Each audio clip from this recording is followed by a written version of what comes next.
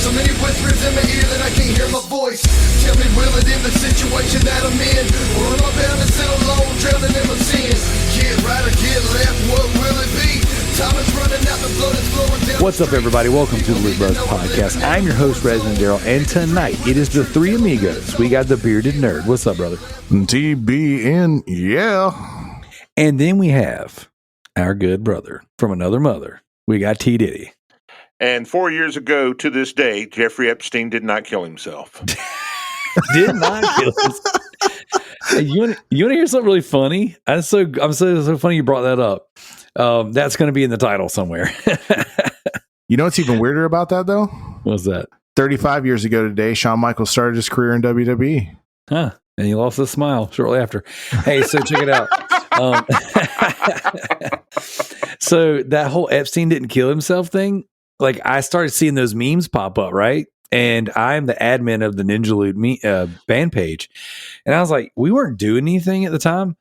I was like, I posted a picture of Ninja Loot of the all of us members. It was like something. Here's a picture of Ninja Loot, and Epstein didn't kill himself. And it got like a whole bunch of traction on the page. And then people were like, hey, are y'all coming back? Are y'all going to start re-releasing music? Are you going to blah, blah, blah?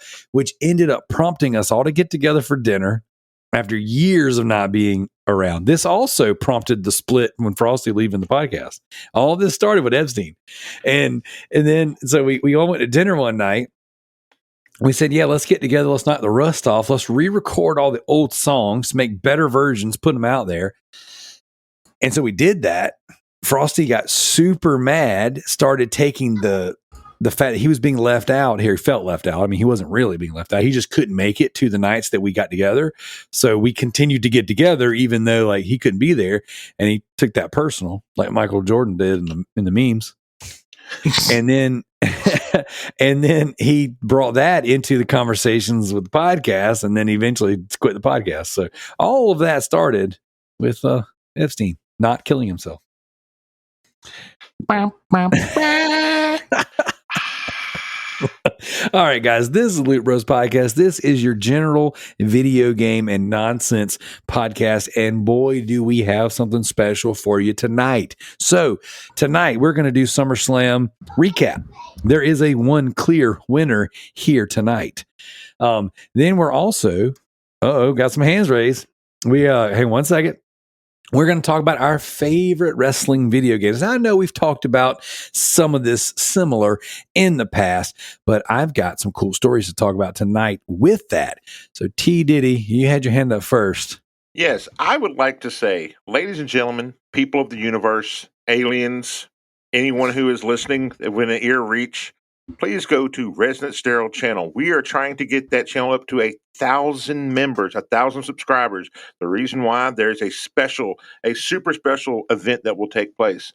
Darrell, with his many lovely toys, to quote the Joker from the original Batman movie, will take all these wonderful Xbox 360 games, or even Xbox One. I think Kinect Adventures also worked on the Xbox One, to a shooting range, to an unknown disclosed location, and he will shoot them. He may even make love to one of them. Whoa. Or burn one. We're definitely going to do some burning, some shooting. No love making. My children. No love making. Okay, yes. Children will be there, so we will not make love to those discs. But if we can get that up to 1,000 subscribers, that will also give me an excuse to come out there myself and touch some of these lovely, wonderful toys, because he has lots and lots and lots and lots and lots. And let's just say he has the Borderlands collection of certain toys, and I would like to use those Borderland toys. So if we can get him up to 1,000 subscribers, have your grandma subscribe. Have your cousin's, former nephew's roommate subscribe. That's right. Okay, I'm done. Now you're good. Now we are about 450-ish subscribers right now, on our way to 1,000. Definitely would love any support over at Residentdarrell, all one word, on YouTube. And we have a new video that just went up today. As a matter of fact, I've been liking dropping the videos on Thursday. I don't think they do as well as they do if I drop them on Wednesday, but dropping the videos on Thursday means that we get on here to record Thursday night. And I say, hey, I just dropped a new video today. So So hopefully, did that PlayStation work with all 3 discs that I recommended, or just no, didn't? no, Okay. I had already taken it back. I had already, right. yeah. I I got tried a couple different discs on it, and I do like your idea of trying different things, but it didn't read anything. And then the controller that came with it worked for a second, didn't work for a second, and but I got a little bit of a rant. I got a how dare you to steal one from your show. I got a how dare you. So check it out. So I did the video. So if you're listening to this podcast and you have never went to my YouTube channel, Residentdarrell, all one word, on YouTube, and the most recent video, my son and I go to a Goodwill locally as soon as we get out of his karate class one night, and there's never anything at this Goodwill by my house. It really sucks. So we go in there, and someone had just dropped off their Xbox 360 collection and their PS2. The PS2, they charged me $40 for it. And then with our Goodwill, most Goodwills, it's a 14-day return on electronics. Here's the fine print in my how dare you. These mofos wouldn't give me cash back. They said you have to you get it on a gift card. Not only do they give it to you on a gift card, okay, which is also BS because literally as I stood in line to buy the PS2, they were giving someone cash back right in front of me. The same person that denied me cash the second day. And I paid in cash. I didn't pay on a credit card. I paid in cash. So I said, hey, how can I not get cash when I gave you cash in the first place? I'm like, fool, it's still in the drawer. Anyways, long story short. It's full. It's still in the drawer. I know. She said, no, that's the store policy. And I said, well, I don't like your policy and I don't want your gift card. But if that's the only way I can get my money back, fine. And I said that. I was polite about it, but I was Now, stern. is it good at all Goodwills or just that No, Goodwill? no, Thomas. I'm glad you asked because that's the worst part. Because then I go to a good Goodwill and try to use my gift card and it doesn't work. And then I'm looking like boo-boo the fool, like, God dog, man, that's $40 on this thing. And she said, no, sir. No. Apparently, it only works at that store, which is interesting because a different Goodwill I bought a microwave at, it didn't work. I took it back. They gave me a gift card and it worked at the other store. So I don't know why this one particular. They must really be hurting for sales then. It was some bull crap. But I say all that to say this. We did get our in-store credit gift card that we could only use at this one store. It's going to take me 10 years to burn this $40 up, but whatever. Go ahead, Thomas. Okay, so did Paxton still have on his karate gi? The first time he went home and changed. See if he had that karate gi on him and gave him his damn money back because he was like, he whooped the ass. He would have been like Dude Man off of Napoleon Dynamite. It's like, you think they want a roundhouse kick in the face when wearing these bad boys? Forget about it. But yeah, so I ended up having to get my stupid in-store credit gift card. But we did pick up a copy of NCAA 2014 on the Xbox 360. I had an empty case for it that we picked up at a different deal 6 months prior. We were able to complete our copy, and then we sold it for $80 or $89 plus shipping on eBay. So we ended up spending $40. We made, you know what I'm saying, after fees and everything, roughly $75-ish. So it covered all the cost of all the games and had a little bit of money left over. So it was a good one. It's a great video. You should definitely watch it. There's some cool surprises in there. But all that being said, yeah, how dare you, Goodwill, give me this crappy freaking gift card I can't even use across the other Goodwills. How dare you? How dare you? So, all right, guys, we're not here to talk about climate change in Europe. All right. We're here to talk about video games, some wrestling, and some nonsense. So we got a little bit of the nonsense out of the way. Let's start this show proper with a toast. I don't know what it is, guys, about getting in front of this microphone, but they passed probably, I'd say 4 out of 5 times I got in front of the microphone. My freaking sinuses get all crazy and I start sounding like I'm all stuffed up. So here we go. We are toasting to our Patreon producers. Thank you so much, Sadik. Thank you, MZ. Thank you, JT, the commish. And who am I missing? You're missing the Matacon, a.k.a. Ender. That's right. I did it out of Starscream. Starscream. All hell Starscream. That's right.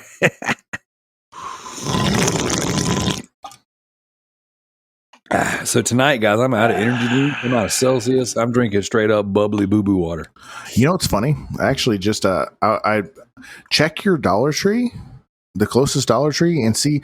I found you remember those True Norths that came out? Yeah. I found they were selling 4-packs of them for $1.25 at Dollar Tree.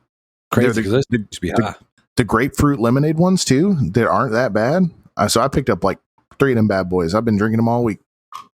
So what's really good is if you take some of the drink enhancers like the Mio and stuff like that, you put that in the True North, that's balling.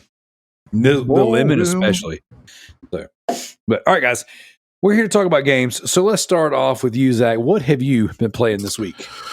Well, this week I've been playing a little bit of ROM chasing. So I've been me and Matt were talking a little bit, and I've been hunting down some ROMs. I actually downloaded a game called Pokemon Infinite Fusion, and it is one of the most fun Pokemon ports I have ever played in my life. So it is essentially it's a port of like a Fire Red and Leaf Green, but they modified it to where they have like there's like 10,000 Pokemon, and like there's like you can fuse them together to make different Pokemon, and like they have those abilities. It's so much fun. Pokemans. It's so much fun. I'm enjoying the crap out of it. Dope. And then I played a little bit of Call of Duty this week. A little bit of Modern Warfare 2, a little bit of multiplayer, leveled some guns. That's about it. The original Modern Warfare 2 or the current Modern Warfare 2? The current one. Okay. Yeah. You don't level guns in the original one, unfortunately. Wow. Well, actually, you do, but you don't. You do? I don't know. You do. You do, but you don't. Yep. You do what you don't. Yep. You ever watch Corky Romano? My man, you got to watch Corky Romano. Do you remember the two guys? You had Will Ferrell and then what's his name? Chris Kattan. Chris Kattan, yeah, from Night at the Roxbury. Never seen that neither. Oh my gosh. Okay. Homework. You got homework, brother. You need to write this down. Leave yourself a little note. I was like, I made that joke last week too. I was like, Emilio, I swear to God. Anytime I get the opportunity to make a Mighty Ducks or Emilio joke like that, I'll freaking rip it. It's like I've seen the Mighty Ducks. You've never seen Night at the Roxbury? Nope. Okay, so this is a good damn movie. It's so horrible. It's good. It's so good. It's Will Ferrell's best movie. Yeah, one of his best movies ever. Yep. It really is really good. So I want all the listeners to lean in right now. Okay, this is a teaching moment with Residentdarrell. Okay, a long time ago, a wise man once said, that if you hear somebody say, "I don't know something," you never criticize them for not knowing or not experiencing, because in fact, the only thing we can actually truly tangibly give each other that lasts, okay, is knowledge. All right. Teaching another man something, teaching or telling you a story, giving you something that lasts forever. Right. Never make fun of somebody for it. Okay. Same thing goes with movies and things of that nature. Like Zach, you haven't seen 2 of what I think are the funniest movies ever. And these 2 movies specifically spawned off of a generation of Saturday Night Live when it was actually funny and they had actual comedians, not these politically charged leftist yahoos that will spit any kind of garbage that's put in front of them because they feel like it's, hey, look at my virtues, right? So no joke. These guys were just funny. And the material that was written at the time was funny. And so Night at the Roxbury is actually like a little skit that spawned off of Saturday Night Live that turned into a full-on movie. And it's Will Ferrell, Chris Kattan, and they're the Butabi brothers. Doug Butabi. Steve Butabi. Brothers? No. Yes. Oh, man. And that's a line from the movie, by the way. And so, anyways, it's hilarious. You got to watch it. But that's where the Emilio line comes from. And then, same guy, all right, Chris Kattan, he made a movie called Corky Romano. And Corky Romano he's the misfit and of a mafia family. All right. So like you got all his family, they're this big, powerful mafia family, whatever, and their dad's the Don or whatever. And he's this super flamboyant, like really weird guy. What is that word you use when it's like androgynous? Androgynous or ambiguous. Yeah, he's very ambiguous, very androgynous. Like it's like is he gay? Maybe he is, maybe he's not. But he like has like he has his pet was it not pettings? What's it called? His animal shelter is called Hooters and Pussies, owls and cats. And this guy's old lady, and she answers the phone. She's like, Hooters and Pussies. That's the name of the business, guys. I'm not using foul language. All right, but the Yes, it's so slapstick funny. But what happens is this, right? So his dad's dying. The FBI are putting a lot of pressure on the family. And Corky has got to go undercover in the FBI to retrieve the evidence to clear his family's name. And he does. And it's everything you would expect. It's so stupid and so funny. But there's a scene where he has to take this giant pack of cocaine into the evidence locker, and the drug dog attacks him for it, and he's pulling back and forth, and the cocaine blows up everywhere, and he and the dog get mega high. Well, then he gets grabbed to go speak to a tour in the FBI of elementary school kids who are like, oh, they're touring the FBI to learn, maybe they want to be agents in the future. So he's like freaking out. He's like, oh my gosh. He's like, you got a question? You do. You don't? You do. You don't? You do. You don't? You do. And he's just like doing this whole back and forth or whatever. And he's like, I should buy a boat. And just like randomly, he's just acting all coked out of his mind. It is hilarious. Hilarious. But that's where the you do, you don't comes from. So you got to watch it. Corky Romano, Night at the Roxbury. They are great, well-written comedies. You will not be disappointed. So, and there's some humor in there nowadays that get you canceled, which is really funny. And there's a line that my brother, he's probably not listening to this right now because he's got a newborn at home. But if he was, he and we just went on vacation together this past week. Thank you, Zach, for editing the show. We went to get some ice cream, and we always make the same joke. You got any of that pistachio? How about that rum raisinette? And that's a scene in Corky Romano. So one of the two of us will always say the pistachio. The other one will then cue in and say, how about the rum raisinette? And then the joke is one of Corky's brothers can't read, right? He's this super muscle mafia guy, but he can't read. So he's standing at the ice cream truck, and it says vanilla, chocolate, and strawberry. And the guy's like, no, we don't have any of those flavors. This is what we have over here. So the guy's looking at it. He's like, how about that rum raisinette? And it clearly just says the three flavors. He's like, you know what? You suck. You suck. I'm telling you, man. It's stupid funny. It's real good. So you got to watch it. So, Thomas. Yes, sir. What have you been playing? I have been playing Remnants 2. Now, for those who aren't familiar with Remnants 2, it's 2 weeks old. Remnants 1 was a very popular PC game. Then it got released for the PlayStation 4. And then I played it on the PS5 as well. I really loved that game. It was one of the free games for PlayStation Plus. Okay. So I got it for PlayStation Plus. I tried it out. I liked it so much. I bought both the damn downloadable contents because I liked it so much. And it was ungodly hard. It's like Dark Souls or Demon Souls, but with guns, and then you have all these tricks, and you may backtrack a lot in the same mission, but once you re-roll the map, because the map re-rolls it, like you say, hey, redo the world or whatever, and then everything will be remapped. But when you remap it, that means there'll be new stuff if it maps a certain way correctly. So in other words, you'll get like new weapons, or you'll get like new armor or whatever. So it makes the game really good.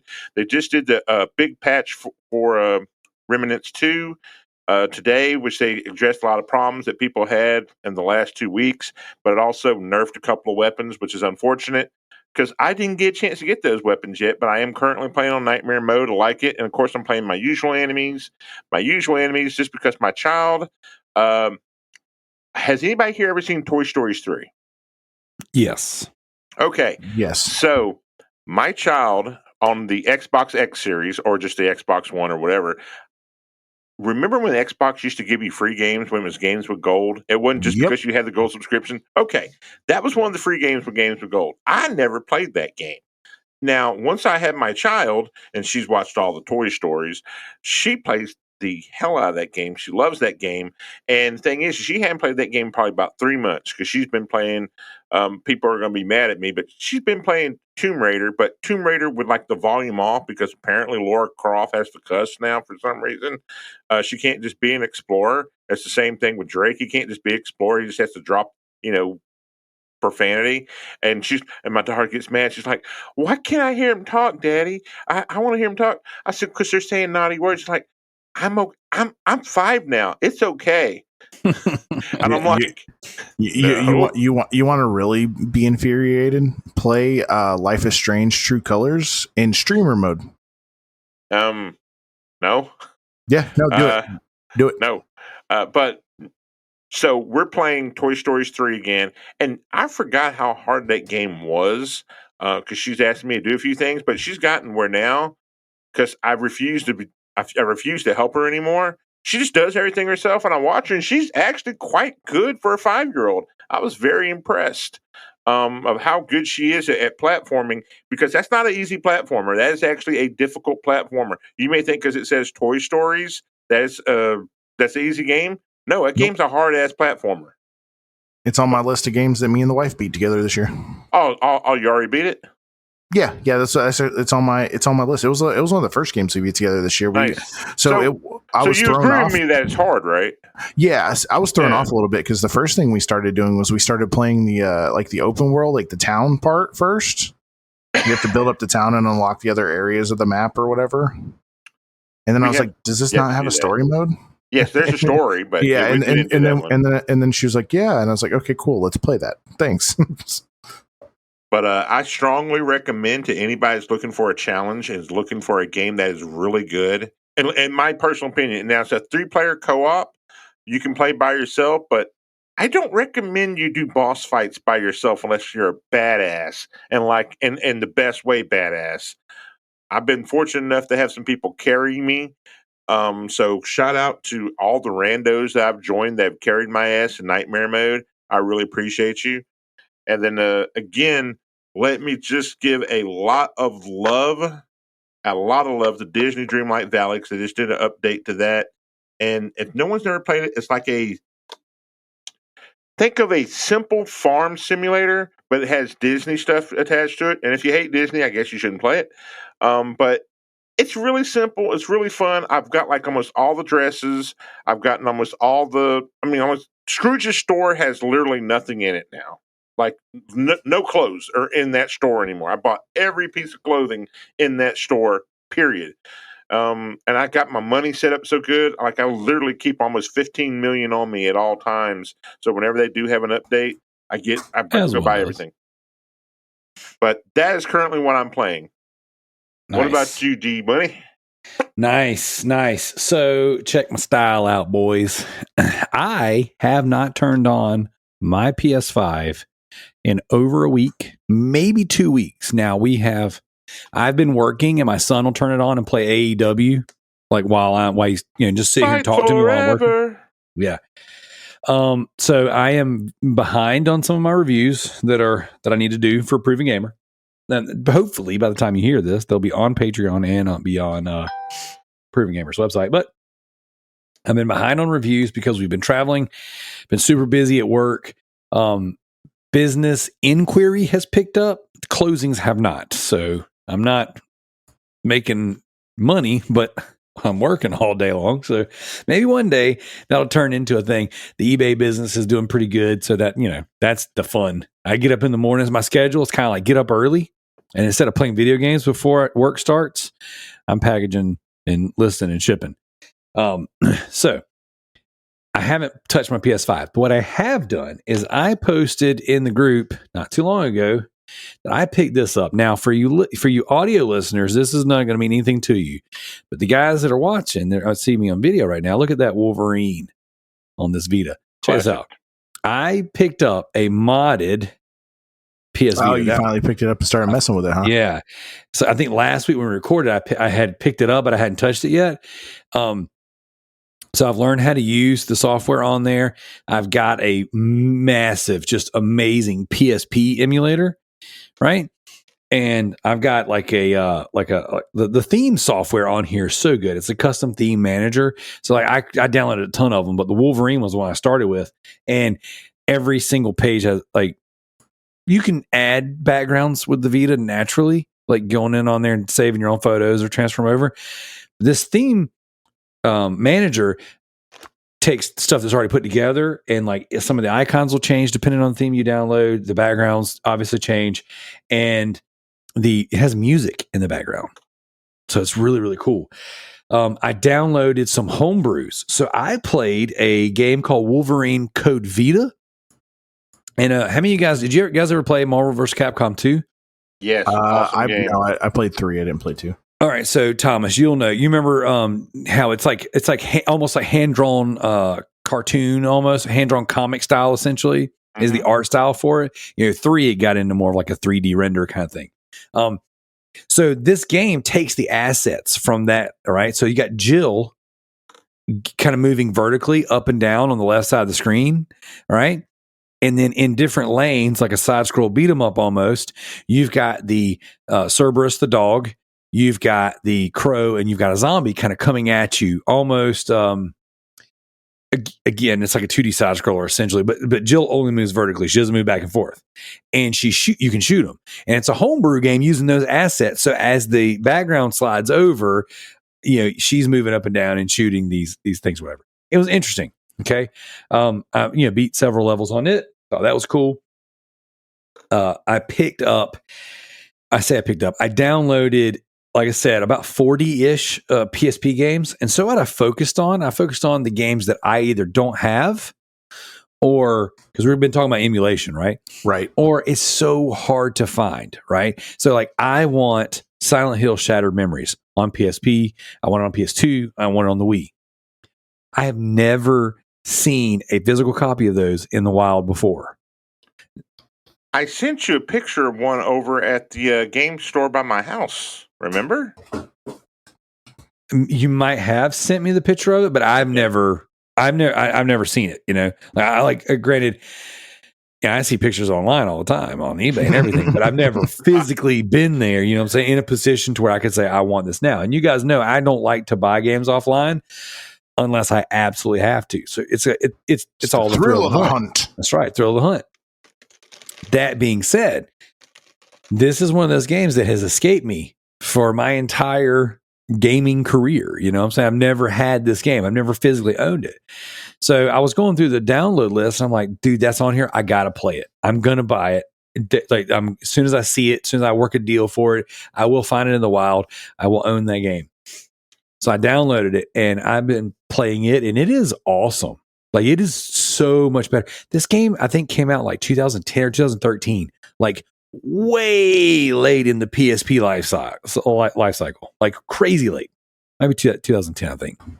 But either way, it's awesome. So, guys, if you're, especially all the guys in the group that are talking about emulation, if you're emulating something and you're interested in Silent Hill or survival horror at all, emulate that one.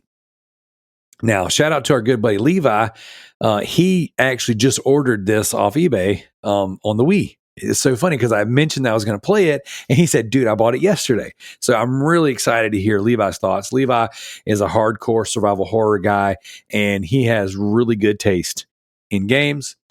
So I'm interested to see what he thinks. But so far, I'm playing through that, and I'm really enjoying it. Now, what I'm doing is I'm sitting in bed real late at night. We're talking like 1 in the morning, 2 in the morning, and playing these games. So I've been playing through that, and I'm, like I said, thoroughly enjoying it. I think I might do some sort of deep dive or spoiler kind of cast on it because I'm enjoying it so much, and I never hear anyone talk about it. So that's going to be a fun one to go through. And then I just been kind of playing around in the PSP kind of sphere. Like, I love PSP games. You guys know I love PSP and I love Vita. And so I've been kind of spending all of my gaming time with those. So another game that I was super excited to get my hands on. Now this one, I just picked up a physical copy of a couple of them. I picked up Splinter Cell Essentials. So I'm super excited. I own that physically. It actually came in. This is one of the rare exceptions where I bought something offline. I actually I won an auction for a lot of PSP games from a guy on Whatnot. And that was one of them. It was a loose one. So I have it downloaded here on my Vita. Super excited to have that. I've got Rainbow Six Vegas on the PSP. I don't know if you guys have ever played that before. It's an amazing game. It's a little difficult on the Vita, personally. But the last two games I want to talk about, just kind of real quickly, last two games I've played, I started a fresh playthrough of Parasite Eve playing on my Vita TV. All right. So again, for you guys looking at the camera, this little beautiful machine right here, this one actually is the one I got from Thomas. So I've got three of these. I keep one in my work bag, so it goes with me everywhere. And then I keep one right here above I bought have you guys ever seen these? They're like little shelf mounts for your TVs. Yeah, I've seen those. I haven't ever gotten one, or never. I don't really think I've ever had the need for one.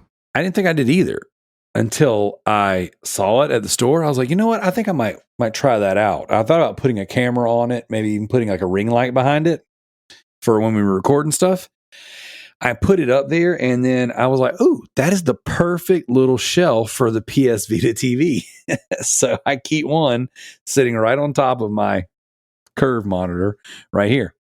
But anyways, so I started a fresh playthrough of Parasite Eve 1. I've made it, I don't know, half hour to an hour through the game. It is awesome.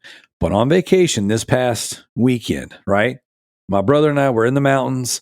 What we used to do growing up is we would put Resident Evil 2 on, and sometimes, Resident Evil 2 really is the only one we ever did this with, but we had like the Nintendo 64 version on one TV, and we had the PlayStation version on another. And we would race to see who could beat the game first. Or we would just, play it tangentially beside each other. Sometimes we would do stuff like with Dreamcast games and Nintendo 64, just depending on if we had the same game. But this particular game, we haven't done this together in a long time. We also haven't played Resident Evil 3 together, and we figured out, we did the math, it's been 22 years since my brother and I played Resident Evil 3 together. So we sat down with my kids, and we had the newborn. So we didn't do a ton this past week. We did a lot of fun stuff, a little bit of hiking, a little bit of sightseeing, things like that. But for the most part, you got a brand new baby. They got to feed every 2 hours because it's a breastfed baby, not formula fed. And so those feeds are quicker. And we spent a lot of time in the cabin, and it was awesome. So he had his TV brought up. I had mine, and we played Resident Evil 3 from start to finish with my kids. And it was amazing. So I don't know if you guys have played Resident Evil 3, the OG, not the remake. If you've ever played the OG, bruh, it was so much better than I remembered. And it was so funny because we would be playing, and then one of us would randomly die doing something stupid. The other guy would laugh, but then they would die doing something stupid. So we were kind of cheering on each other, see who would lose. And the idea is who can beat the game with the least amount of saves and the fastest time. Now we're save scummers. We're all about it. So like I beat the game with 29 saves. He had 30 saves. So like we're not like trying to, there's like with the old Resident Evil games, you could beat the game with 3 saves or less. You get like special perks. You beat the game under 3 hours. You get infinite rocket launcher, stuff like that. Beat the game in 5 hours without using F8 spray, stuff like that. We didn't care about none of that crap. Put the game on easy and just beat it. But like if he saves, I need to save 1 time less, which is what I did. And so 3 times, technically, he did an emulator save because he was playing on PC and I was playing the download version on PS3. So he got like 3 little bonus saves. So that was a whole thing. But he beat the game in 7.5 hours. I beat it in 6 hours. So it was a whole thing. We had an absolute blast. Guys, if you have the option, whether you emulate it or you buy the digital version off of the PlayStation Marketplace, or you play on PC. I think Kalai shared there's like a bundle on sale right now for Humble Bundle. Play the game, man. Play the OG version. Like, it's so good. It is so much better than the remake. The remake is great, but the OG version it's good.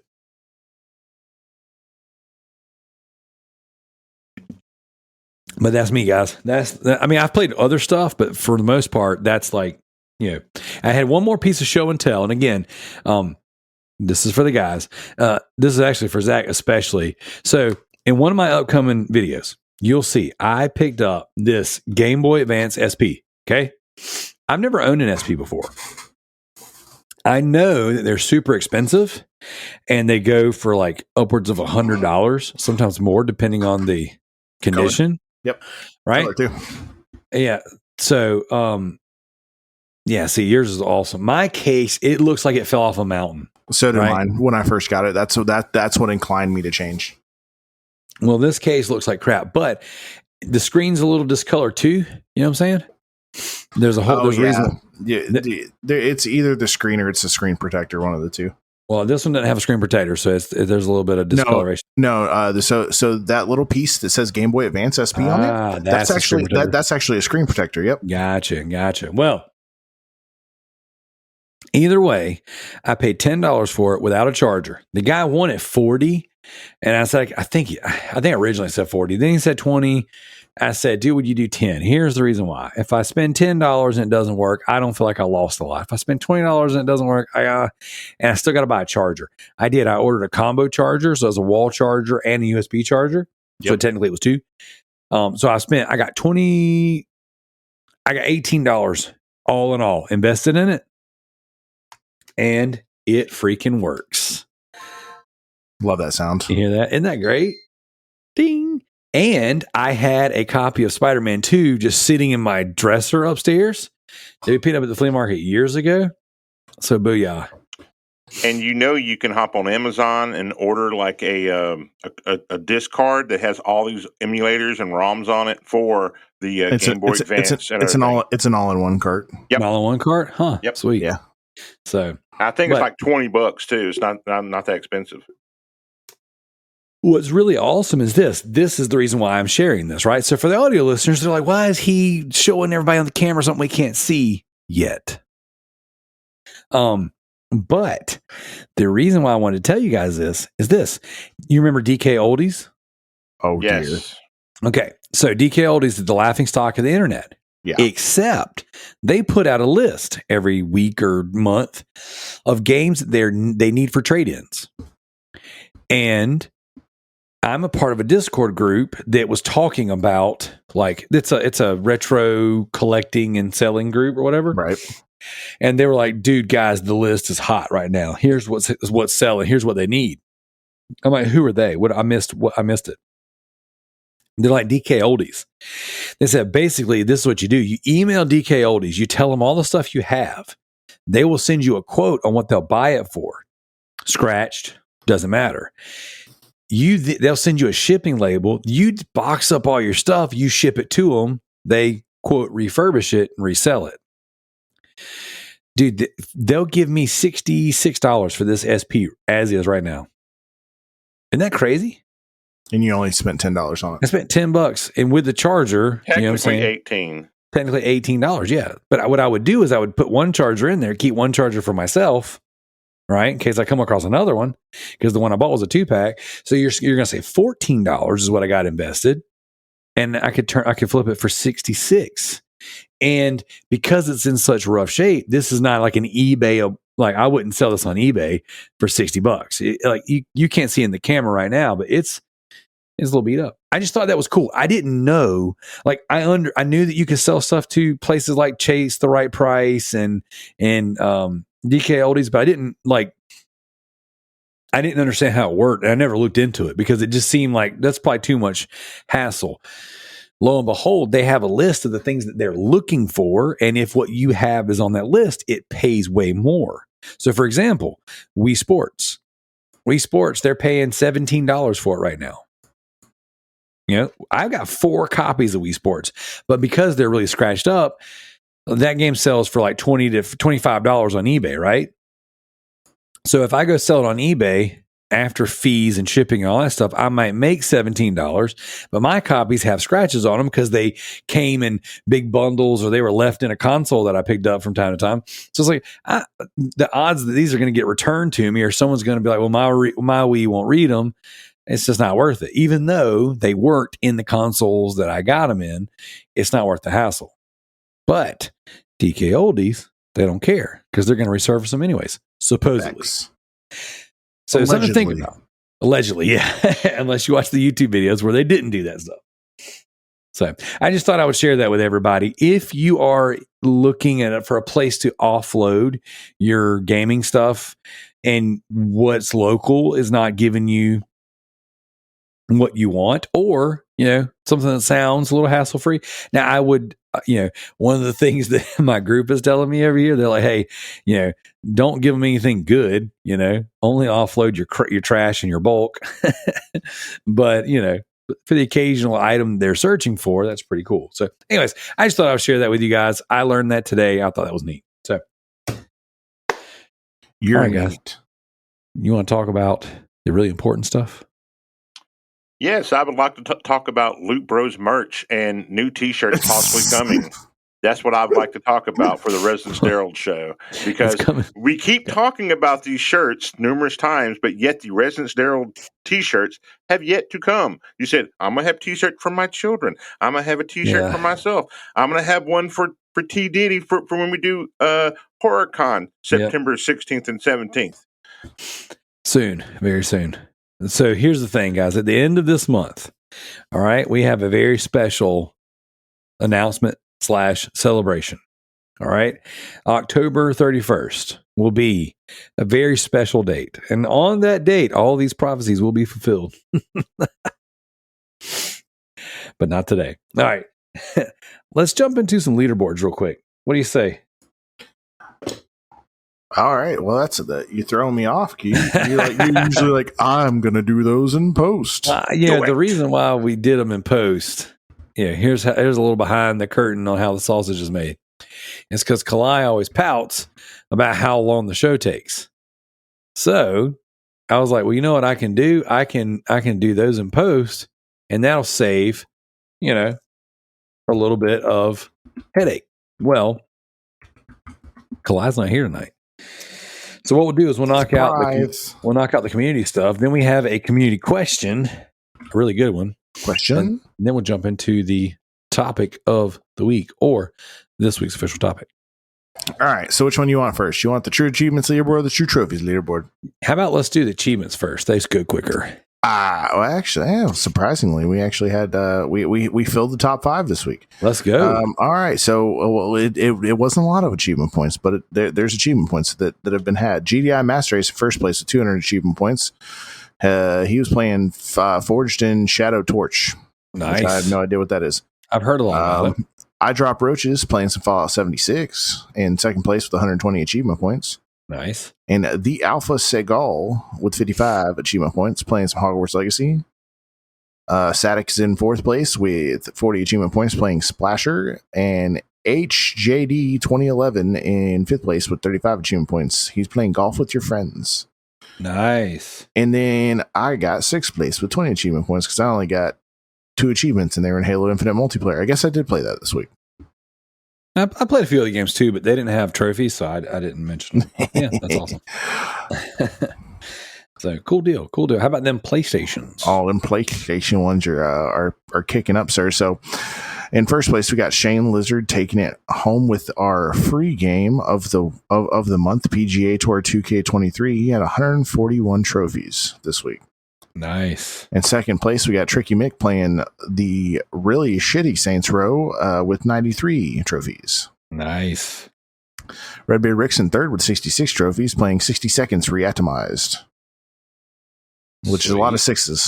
That's 6660. No, the Grounded Gamer in fourth place with 34 trophies. He's playing Paw Patrol Mighty Pups Save Adventure Pay. I hear that's a banger. It's think my daughters played it. I don't remember. And then we got Miss Gosalat in 5th place with 29 trophies playing Final Fantasy 16. Nice. And the true trophies leaderboard went all the way down to 18th this week. Dang, that's pretty good. I'm pretty sure I'm way down there. I think we only got like 2 trophies this week. Let's see. You are in 13th with 7 trophies. Yeah, see, that's ridiculous. Killzone Mercenary on the Vita. Oh dang, yeah, that's crazy. I did pick up like a couple trophies there. Dang, I forgot about that. I was actually, we were watching. I bought this this DVD a long time ago of like the best of the X Division from TNA. Okay, and we were watching that in the cabin, and I was playing Killzone on the Vita. Forgot about that. So actually, so that's funny. So their YouTube channel started releasing like compilation videos, like the history of videos, and I actually watched one of those the other day. It was the history of Joker Sting. It was like a 2-hour YouTube video with every promo and stuff, and like the ends of some of the matches. And I was like, that it like gave me that little bit of a fix that I needed. Sweet, I dig that. I need to watch it. I love old TNA stuff. So, all right, let's head over to the backlog beatdown. It's been a little while since we've covered the backlog beatdown. It feels like maybe it hasn't. Redbeard Rick, first place, 139 points. Second place, I'm Styling on You Bro, 134. Third place is the commish, JT, with 81 points. I feel like JT's been picking up some steam lately. I feel like he's really been pumping out some points. Next up, we got Gaz Davis with 69 points. Then we got Diego with 62. Residentdarrell with 55. I've been stuck there for a while. Technically I was stuck at 53 forever, but I did put the 2 points on the board for Resident Evil. And I didn't realize that I had only put the remake version on there on the list. I was like, oh, dang, I'm getting bonus points. And then I went and looked. And I was like, oh, dang. And then you messaged me and you're like, it was a normal one. Yeah. No, I put the remake. And then you messaged me and you were like, nah, dude, that's bonus points. I was like, nah, I literally just looked. So we got Alex and Yield Tie with 53, Sadik with 49. We got Trying Casual Games with 45. We got MZ with 39. We got Duplex with 38. CJ with 34. He's been awful quiet lately. So CJ, if you're listening, holler at your boy. We miss you, brother. How's your butt? Yeah, well, let's just start with a hello. We'll talk about your butt next. Okay, sorry about your butt. So we got Jared with 30. Jared, actually, he just threw up a platinum, and I did not update it, but maybe it got caught. Let me look. Wow, this is live, riveting audio right here, baby. So maybe in a few weeks, this will be. He did. He updated it. Good. Thank you, JT. JT, you're the man. I appreciate you covering for me while I've been super preoccupied. Kalai with 23, James the Nerd with 15, Dino Killer and Noah the Builder with 14. I did not give my son credit for Resident Evil 3, even though he sat beside me and we played the entire thing, because he never touched the controller, not one time. He just watched. We got Zach the Bearded Nerd with 13. We got Jim with 9. We got Sid with 3, and we got Haley with 2. So not bad, not bad, not bad. So, all right, guys, that is the community section, what y'all been playing. Now let's jump into our community question. Now, Zach, oh boy, our good buddy and Patreon producer of the show, MZF and Nitro, wrote in a nice little question. And he says this was more so focused towards myself and Kalai, but we know you've been playing Marvel Snap as well. And then T. Diddy, have you been playing Marvel Snap lately? That's a good question. If you could see him, he's not there. Oh, I'm sorry. I was looking at the question of the week. So, all right, well, when he gets back. No, the monitor I use to see you guys while we record, I actually threw the community questions up from the Discord. So when he comes back, just let me know. So here we go. MZ writes in, he says, to all the Marvel Snap players, what are your thoughts on the new season? Are you buying or passing? And are there any cards of worth to you? He says, personally, he's looking to try out Draken and X23. He said he's been running a lot of Destroy decks for the last 2 or 3 seasons. And I've dabbled in Destroy.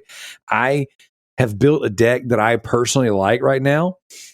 And then it has some Destroy elements. It's not a full Destroy deck, but like right now my deck is Agent 13 and Yondu.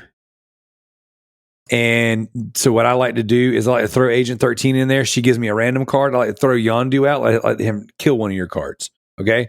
I've got Sinister to multiply and occupy Wall Street if I need to fill up an area, or if I need fodder for Carnage. I keep Wolverine in my deck, A, because he's one of my favorite characters of all time, and B, because he responds, goes to a random location with a +4. So essentially the bottom half of my deck is Destroy a Bull, and I could, essentially it's like this. My idea is, and I've got Cable in that bottom half of the deck too. So the idea is this: I take and kill a card from you, I add a random card for me, I throw Cable down there, and he takes one from your deck and teleports it to mine. Okay? So like my strategy is take away from you, then kill off what I've got, throw some more meat, out there, and then I've got my heavy hitters to come in and play some cleanup. So I've got Devil Dinosaur in my deck. I've got Spider-Woman in my deck. And because I play Agent 13, I get a lot of random cards that I don't usually keep. So sometimes that's really good for me. Sometimes that's really bad. So the other day, I used Agent 13. She threw down Moon Girl. And it was like play a random character on a location or whatever. So Moon Girl drops, it duplicates my entire deck. So when I threw Devil Dinosaur down, he was worth +15, like immediately. So that's kind of my strategy personally. Draken looks cool. I'm not super familiar with the character. I'm not sure where he's popped up in the Marvel timeline. I'm familiar with X-23. I don't have X-23 in my deck yet, so I would like to play her. And to answer the first part of the question, I haven't bought any of the seasons yet. So I don't know if any of the season passes are really worth it. I've never even completed a battle pass or a season without it. They are if you play the game a lot. I haven't played this season yet, so I can't really attest to if I want the season or not yet. So that's where I stand on that. It seems pretty cool, but like I gotta be honest, from season to season, I don't really know what's different. Like to me, the game kind of plays the same. Sure, there's other cards thrown in there, but like I kind of have the deck I like, and that's what I play. Right. I don't really deviate all that much. And my son plays religiously. Like he plays every day, and he has filled up. I think the past 3 seasons he's completed, and we don't pay for premium. We don't have anything special. So he's just doing the free to play version. He's filled it up plus 25 like every season. So he's ridiculous with it. So T Diddy, I asked earlier, but you had just slipped away. Are you playing Marvel Snap at all right now? I do not play mobile games, sir. The only games I play mobile are the PlayStation games via remotes. Yep. And that is it. I was actually looking into get one of those things that you have to play your PlayStation games on. I forgot what they're called. Kishi? He's got a Kishi. Gotcha. So, I saw a few things at Best Buy. I do have a Backbone, yeah. I was thinking about getting. And get a Backbone. Okay. Which is a better price and which is going to do a better job? Do you have Verizon? No. I currently have Spectrum, and I'm running 850 megabytes per second. No. A Verizon for your cell phone service. No. I actually have Spectrum, which is AT&T more or less, because AT&T owns Spectrum. So okay. So if you like the format of the PlayStation controller, you can actually get the Backbone in like the PlayStation like X. It's called the Backbone 1. Yeah, the Backbone 1. The X. It comes with the X square, triangle, circle. It's white. It looks really pretty. I prefer the Backbone because. So what really set it off for me is it has a home hub. So you pay a one-time fee per year of $30. and it has their own home hub. It's like its own little thing. $30 a year. You don't have to pay for it. It's optional.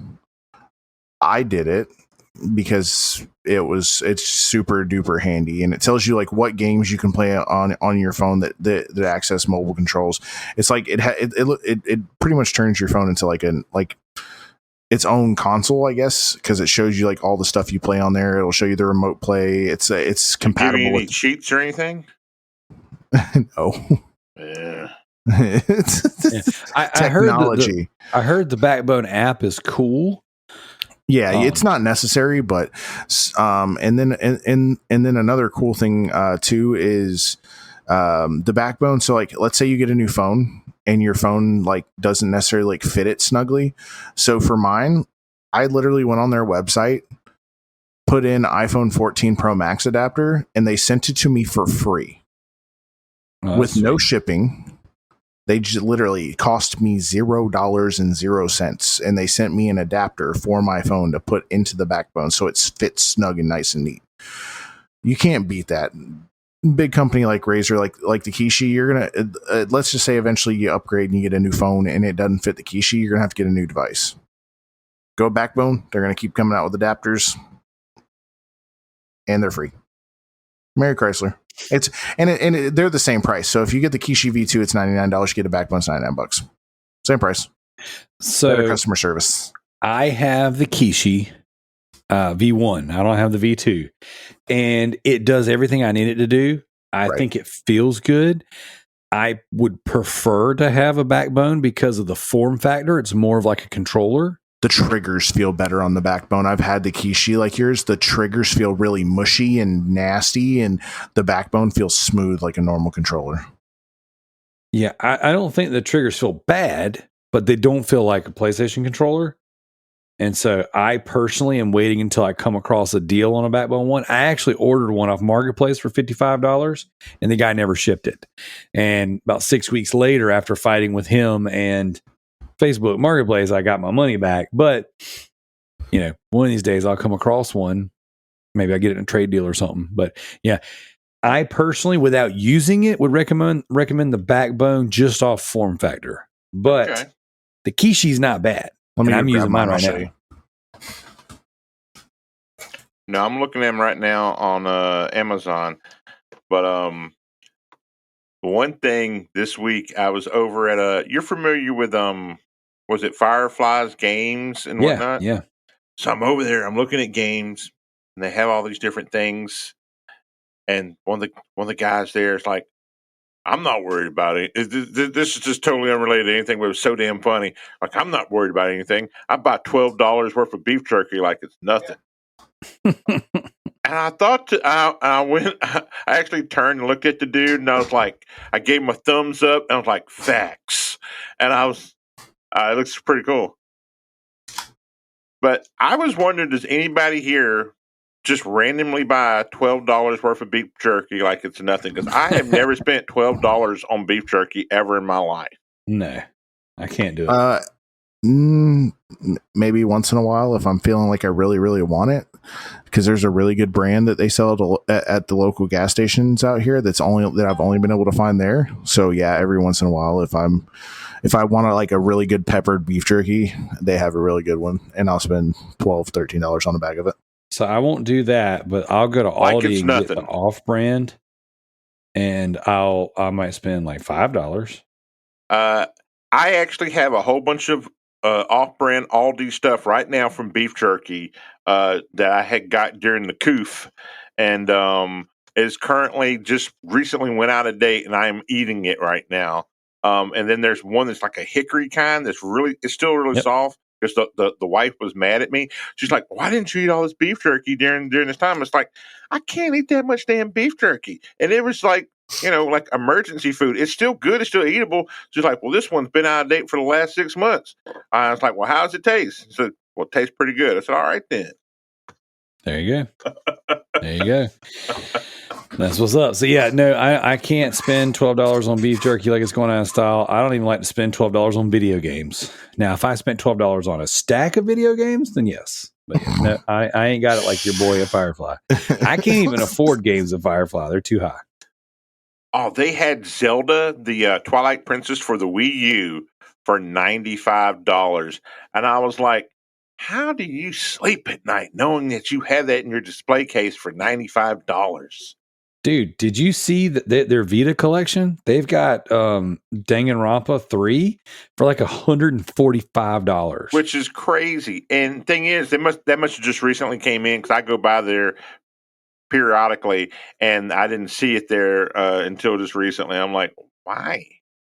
It's insane, dude. I can't. So, and that's but they have a good arcade though. Yeah. Oh man, that pinball area too, especially. Oh, they got Mortal Kombat. Oh, that's freaking awesome. But so I was talking to a guy the other day because you guys saw in the group I posted that I've had a massive haul of 106 games and like 4 or 5 consoles that I picked up this past week, and I only had like $160 into the whole lot. Right now, I did trade 2 consoles that I picked up recently, like off my recent videos. So like, there's a PS1, like a Wii Mini video that I picked that I had on there. So I traded that away for a stack of PSP and Vita games, and then the $7 PS2 Slim from our challenge, I traded that for a stack of video games as well. So like, you know, price wise, that was the Nintendo 64 games and stuff I got. So price wise, it all evened out according to price charting. You know what I'm saying? As far as value goes. But you guys know me, I'd much rather trade a console for games, fill in the slots on my collection, and then pile up the rest of the stuff, trade, sell, whatever, you know what I'm saying, to continue to build. Got to offset that collection cost. But yeah, so I had $160 out of pocket on that entire table load of stuff. I can't go to freaking Firefly and pay $145 for one game. I can't do it. I can't I don't care how bad I want a game. That's never going to be me. And so, yeah, to answer your question, no, I can't do the beef jerky. I can't pay for the Spenzo games. But you know what I can do? I can play wrestling and I can talk SummerSlam. You guys That's fair. Let's do it. All right, so check it out, guys. So here's what we're here to do tonight. We're here to go over the results of this past prediction episode. So part of tonight's official topic is going to be the SummerSlam recap, general thoughts, and the scores. And then the other part is going to be wrestling games in general, because part of my pickups this week was not 1, but 2 copies of WrestleMania 2000 on the Nintendo 64. And one of the games my kids and I played this weekend at the mountains ridiculously was TNA Impact on PS3. And that game is a banger. So it's really nice, actually. It's a good game. This controls it's crazy take you a while to get into. Man, it's crazy how well it played. That. You need, yeah, definitely. It's on the PSP as well too. That might be a better download. Fair enough. It's on the Xbox 360 also, and it's got achievements there. Look at him, my man's got it on 360. I know. Yeah. See, the worst part about it is it's hard finding that game because it's so niche, and then when you do find it at a store, they want stupid amounts of money for it. And I have the pre-ordered DVD of the movie DVD for it as well. Yep. Which had like a couple of matches in it. Yep, I have that somewhere in the house. I think that maybe my copy might have gotten lost in a shovel somewhere. But yes, so we played a bunch of wrestling. So that's what I want to do. I want to talk about wrestling tonight. I want to talk about wrestling games. I want to talk about SummerSlam. So let's kind of get it out of the way first. Let's talk about SummerSlam before we go into the score. Quick mention before we do anything. Sure, absolutely. All right, so we're getting ready to talk about SummerSlam. We're getting ready to talk about Dirty Dom, stuff like that. Now, they just ruined the whole damn storyline with that, with basically Buddy Murphy proposing to Rhea Ripley on the damn beach. That's some bull crap. Basically, what it was, people were probably saying, hey, man, your girl's probably hooking up with old boy. And it's like, well, I better lock her down. It's like, look, I'm Aussie. You're Aussie. We're both Aussie auction freaks. Let's get married. Oh no! So you can tell he's a little jealous. So it's funny. it was there was a Facebook. It was an Instagram post that she posted, and it was like it said Dom Dom on her butt cheeks, and he commented on the picture, and it was like his name may be on your butt, but I get to touch it. Yeah, I saw that. I saw that post being covered on like some site or whatever. Where that's hilarious, dude. Which is so funny because I mean, Dirty Dom he's an ex-con, guys. He did hard time. He ain't worried about that ring. If he wants Rhea, he's gonna take it.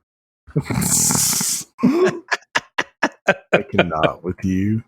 They're gonna call him instead of Dirty Dom. They're gonna call him Mr. Steal Your Girl Dom. Oh, it's Mr. Steal Your Girl. Oh, that could be a whole next level thing. I lie, I steal. That's right. I lied to you. I steal your girl. It could be the Eddie Guerrero shirt, but just had that last little part at the bottom: lie, cheat, steal your girl. Dude, that would sell so much merch. Oh my gosh, dude, that would be so good. They did 2 TNA video games. They also did one called TNA Impact Cross for the Line. for the Game Boy Advance, right? For the Nintendo DS and the PSP. Oh, okay. Cross the Line was on PSP? Yeah. I did not know that. I didn't either.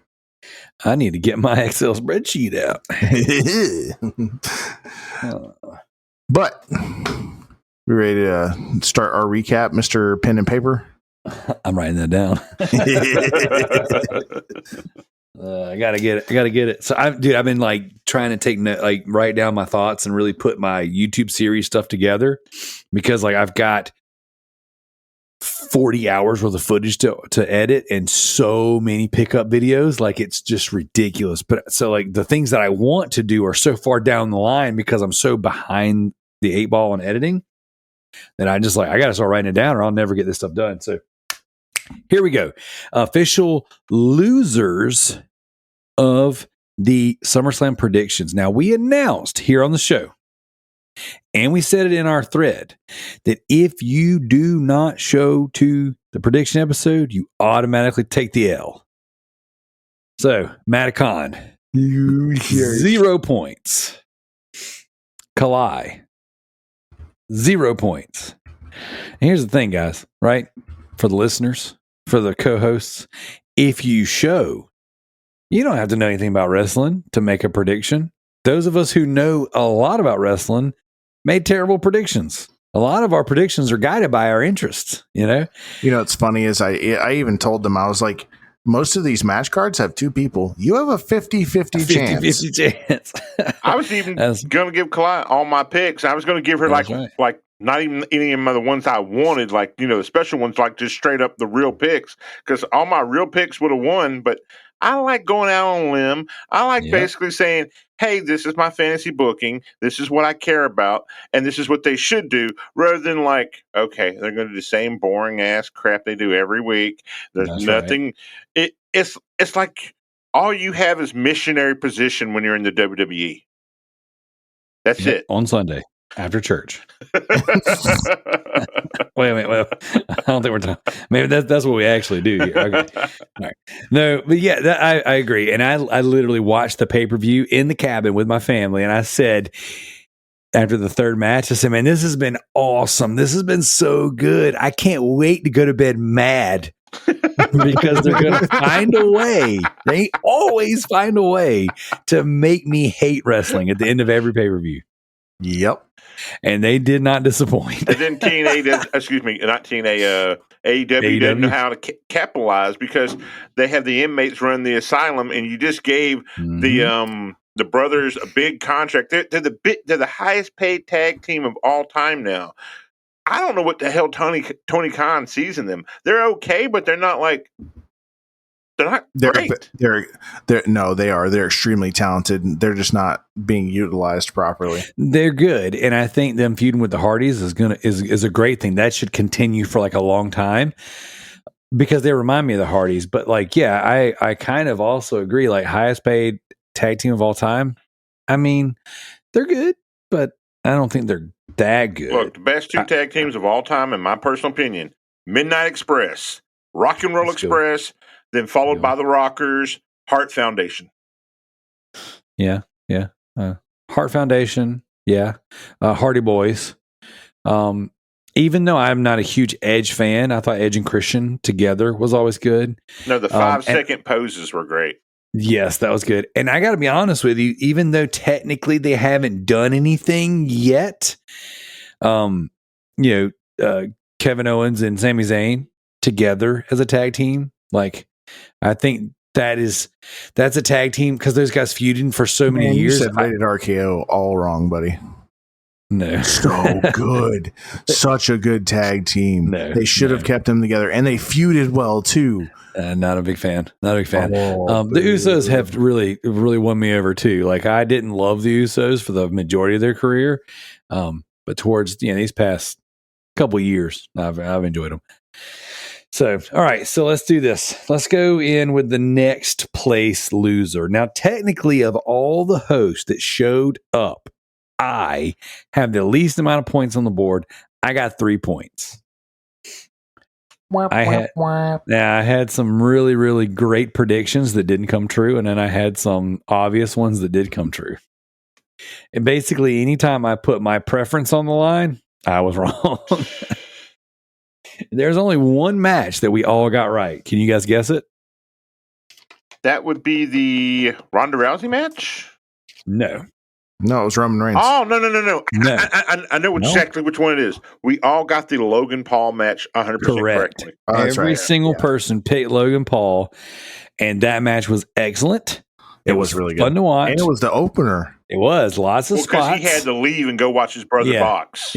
Yeah, he had to watch his brother. But that was good, though. That was good. And they told a story. They did a good job. And the fact that they whipped out the Spanish Fly multiple times after all the heat they got from going through the table with the Spanish Fly, I was like, man, that was excellent. Ricochet did a great job putting over Logan Paul. Logan Paul did an excellent job showing that he's not just a brat on YouTube, that he's a real athlete and can really do this. And I was my kids love that match. They, the fact that Prime exists and Logan Paul is a YouTuber, like the WWE knows what they're doing with him. And they're capitalizing, and my children are obviously like that's both exactly what they're doing. Using each other for the betterment of each other. Well, the funny thing is Triple H even said in the previous press conference, he told Logan Paul straight to his face that your future is in the WWE. Yeah, well, his follower base is going to fall off. He's got his podcast. His podcast still gets millions of views, but he's not doing regular content like he used to. His future's in the WWE. That's where it is. Yep, and I agree. The next match that we all got the closest, now only one person got this one wrong, and that was Brock versus Cody. Tricky said Brock. Wrong, yeah. Not only was that an amazing match, it was really good, but then Brock putting him over. They turned time. him face too. Yeah, they turned him face with that. Unscripted, they did it so by the way. That was unscripted move. Yeah. That was what Cody said that in the press conference. Like that was completely just Brock doing that. So that was which from rumor has it Brock's going to go away for a while, and that was really the Barman season's coming up in Saskatchewan, man. What you talking about? That's right. Oh my god! Here's the thing. We talked about the fact that this whole feud with Brock was kind of like a waste, and it felt very much like, well, this is the next best thing really to Roman Reigns. But or to a title shot rather, because he could go against Seth Rollins. But ultimately, it's kind of like this is kind of like a waste. You know what I'm saying? Like they're wasting Cody Rhodes, and then Brock having just a 5-star match with him, and then taking the gloves off and putting him over and holding it, raising his hand to everybody. You know what I'm saying? Like that was huge. So to me, that was like in my head, I'm like, Brock said, I understand that this feud didn't help you like what you needed. Like you should have come in and went straight to the top. But here you go. This is me putting that push. Do you think right Austin behind you? Because him and Austin talk a lot, and do you think Austin told him to do that, or basically Austin kind of like gave him a little bit of advice to kind of nudge him to do that to put him over? Because remember, Dusty is the one who pushed Austin in WCW and put Austin over with the Hollywood Blondes, and then when he was was it Stunning Steve Austin? Stunning Steve Austin, yeah. I don't know, but I would like to think that Brock understands the business and he understands what's the momentum behind And Cody. very few people do anymore.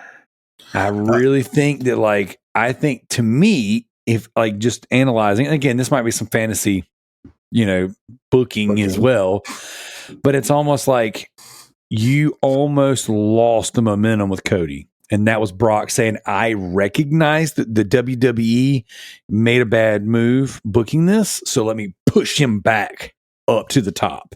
And if anybody can push him, it's Brock. So you're saying that he's not like where John Cena, where you have 3 matches with him, and after those 3 matches, you're pretty much buried your career for the next 6 months to a year. Or kind of like how Triple H would always come in and squash all the momentum. Yeah. And it was like, there's Triple H with a shovel burying everybody, which I'm a Triple H fan, so I always wanted him to win. But if you were pulling for the other guy, yeah, basically you're going to feud with Triple H, you're going to lose, and then that's going to be the end of your momentum. So, little known fact, though, Triple H has lost the most amount of matches at WrestleManias on record. So he was notorious for putting people over at WrestleMania, actually. Right. Yeah, I think I've never been the one that says he buries people, but that's just kind of the running gag. Yeah, but here real quick while we're on the whole Cody Rhodes and Brock Lesnar thing. So they also put up a Cody Rhodes biography documentary. I haven't watched that yet, but I hear it's really good. It's so good. If you get a chance, you need to watch it. Yeah, it's on the cock. Definitely watch it. They did a really, really good job, and what killed me was they incorporated stuff that his dad said about him too in it, which kind of broke my heart a little bit. But it's definitely worth a 2-hour watch for sure. Sweet, yeah, I'll add that to the watch list this weekend. Hopefully, my kids are just so into wrestling right now, especially the little guy. So like right now, like out of all the years, this is like wrestling is getting really big in our house again. So, and I am all. Have they watched the Andre the Giant documentary from HBO? No, that one's really good. You need to check that one out. And of course, the Ric Flair 30 for 30. I started watching that. So that's good, man. The short Finn Balor one's actually really good too. So, they have a short Finn Balor one's like 45 minutes. It's really good. Finn Balor's short too, so makes sense. So, all right. So now next up. With 4 points. All right, we got T Diddy, and technically it could be a tie. And here's the problem: I didn't have Tricky's points for Ronda Rousey and Shayna Baszler recorded. I don't know who he picked, and so when I went back, Ronda Rousey. Yeah. Okay, well, so if he picked Ronda, then that's 4 points. If he picked Shayna, that's 5 points, but it doesn't matter. He didn't win anyways. So I went back and listened to the episode, but I was listening and, Zach put in all the cool sound effects and stuff and the intro music. And I completely forgot to listen in specifically for what Tricky picked. So I listened to it while I was working, turned it down while I was on the phone, and then I never went back and recorded Tricky's points. Didn't matter. He wasn't going to win anyways. But I know this. If I don't say it, he's going to listen, and he's going to be like, oh, Tricky, there's shenanigans. You guys are always trying to screw me. So he didn't win, and he didn't come in last place. So it doesn't matter whether it's 4, whether it's 5, either way. But so T Diddy, you got 4 points. Tricky got 4 points. And then Pat got 5 points. Hey-o. Well, Pat did a good job. And then we have a tie for first place. Okay. Joe and Zach both got 6 points. You guys freaking killed it on the prediction. I should get bonus points, and I'll tell you why now. So if you listen to my guess, the one match none of us cared about on par was the women's triple threat. I called who would get pinned. You did. And I called Io Sky would come out and cash in money in the bank, and she did, and she won. Yep. And I told you who she'd cash in on too. It was Bianca. Yep. You're right. And we agreed with you. Yeah, we agreed. Yep. But I still wanted my outcome to be my outcome. Here's the thing. Here's the thing, right? Bianca sucked it up that match. She stunk the place up. She missed 2 spots. She was slow and choppy, the same way I complained so much about it.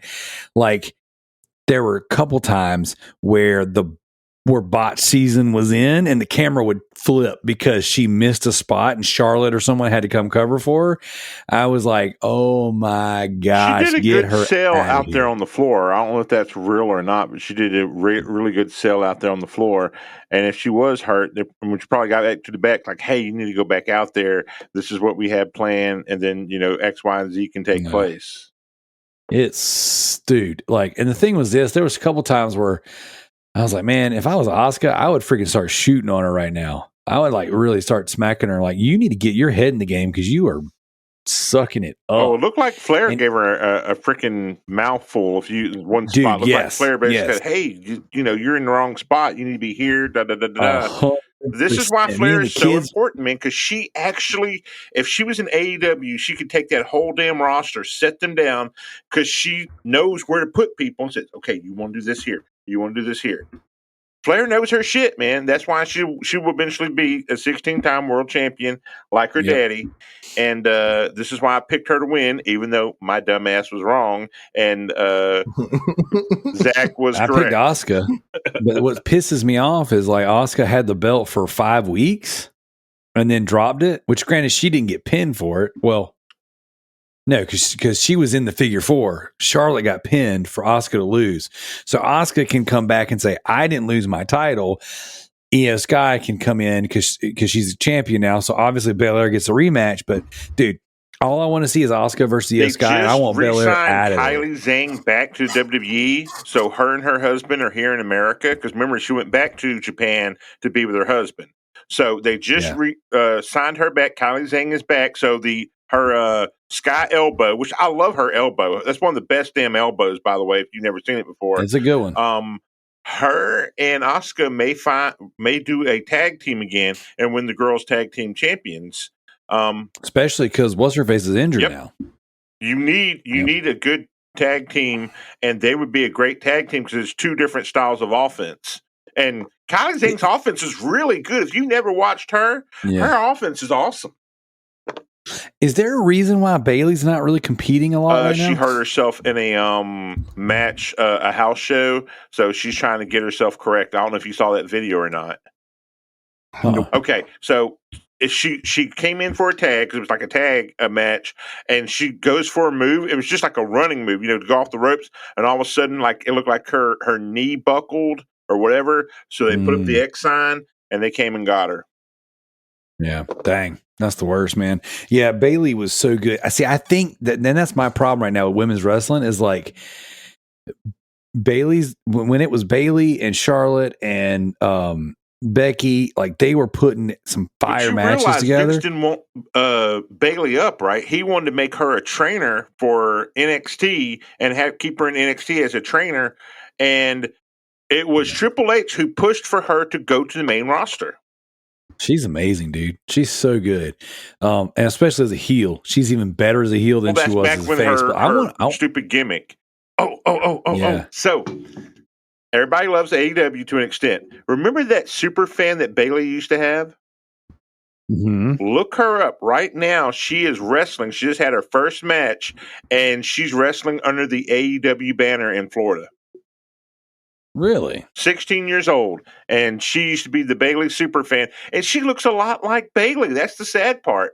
So that'd be funny if she comes out, and her whole gimmick is very similar to Bayley's original gimmick. Gimmick? That's hilarious. That would be funny. But yeah, dude, Bayley rocks, man. I freaking love it, and I want to see her.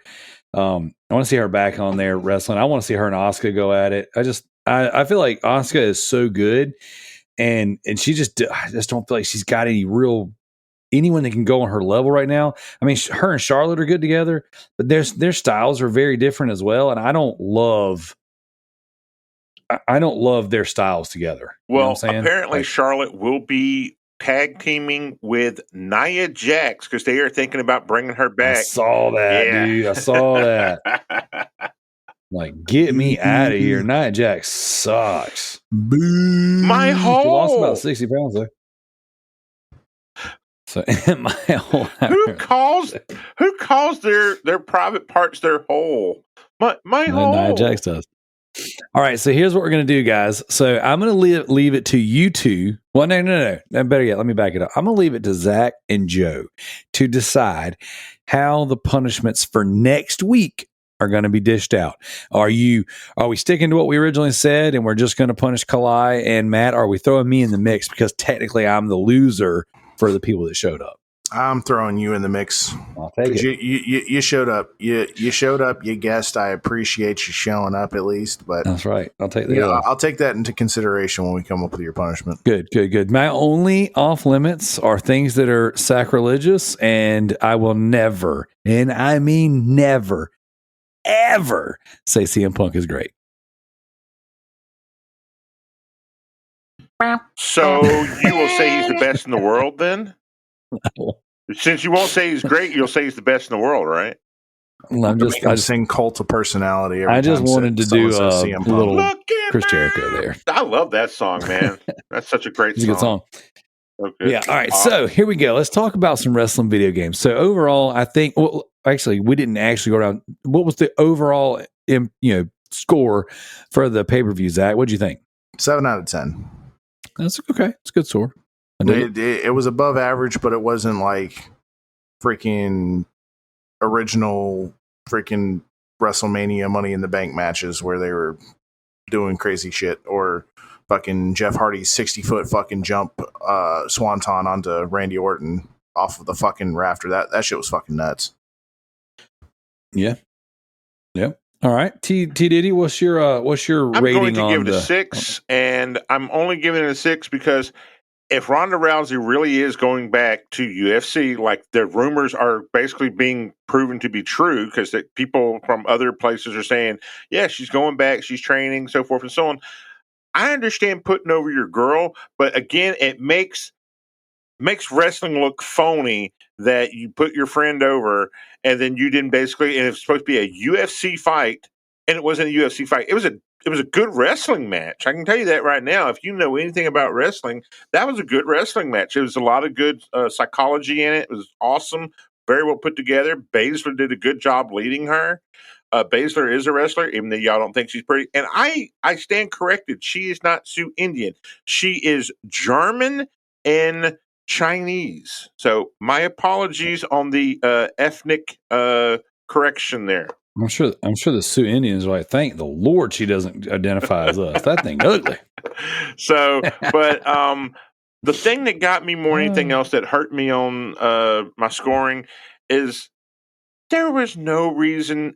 Again, me and Zach had talked about this when he had FaceTimed me, because he's like, I didn't mean to FaceTime you. And I guess it was JP or whatever.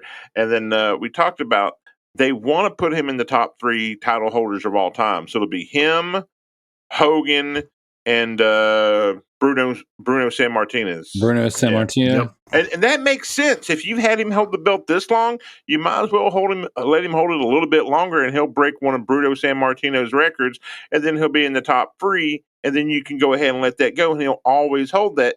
And then, of course, you have an Irishman in Hogan, you have a Italian and Bruno Sammartinez, and then you have a Samoan. There you go. What about the basic old white man? When's he gonna get his 1,000-day reign? Who's that? Any of them. I was just making a joke. I was like, if we're going for diversity in championships here, when's the basic old white man gonna get his 1,000-day reign?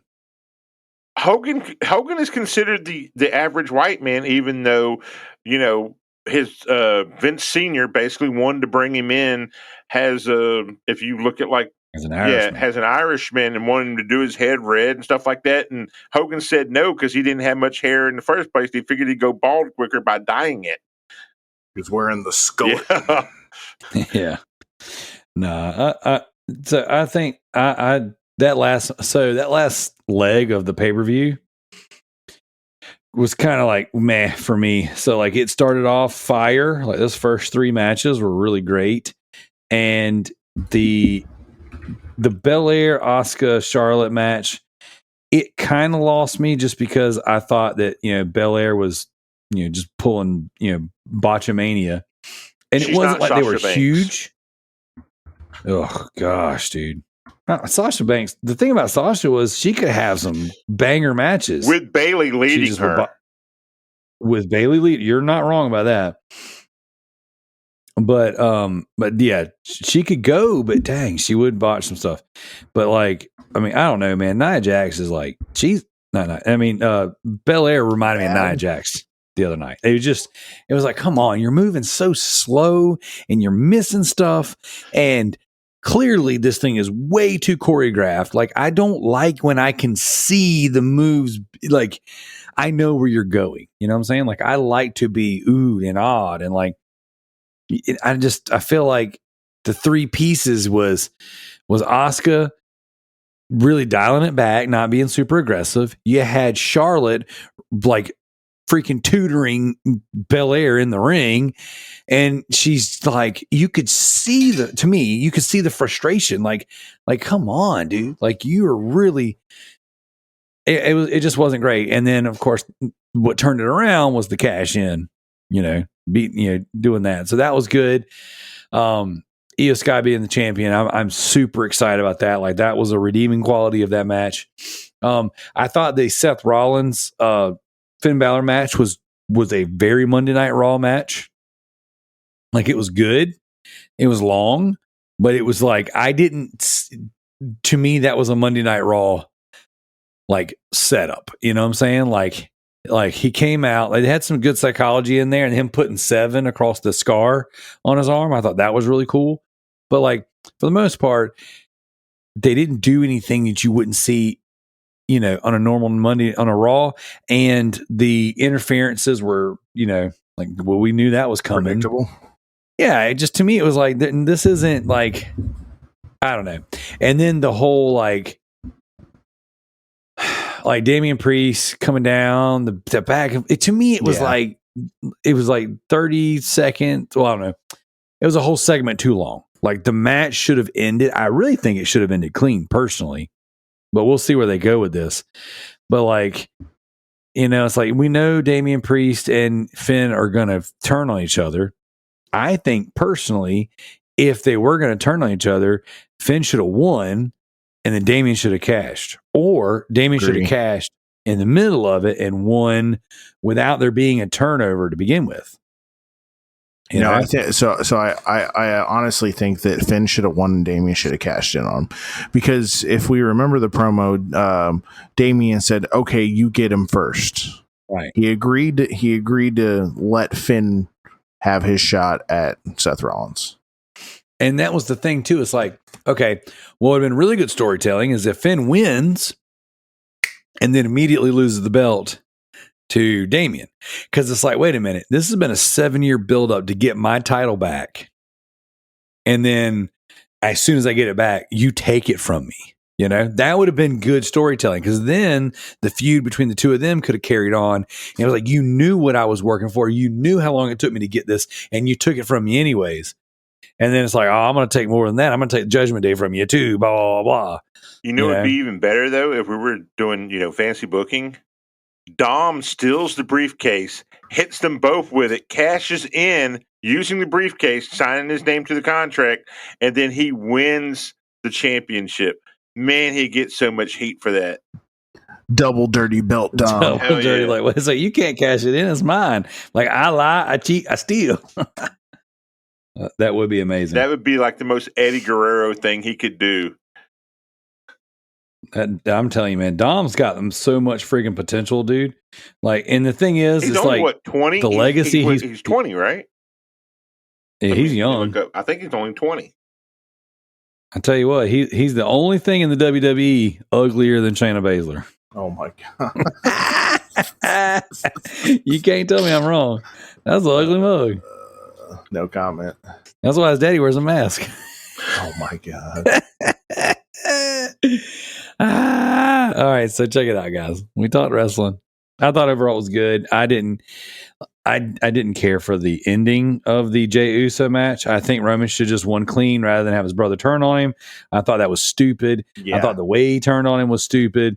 I thought that like you just made this feud last too long.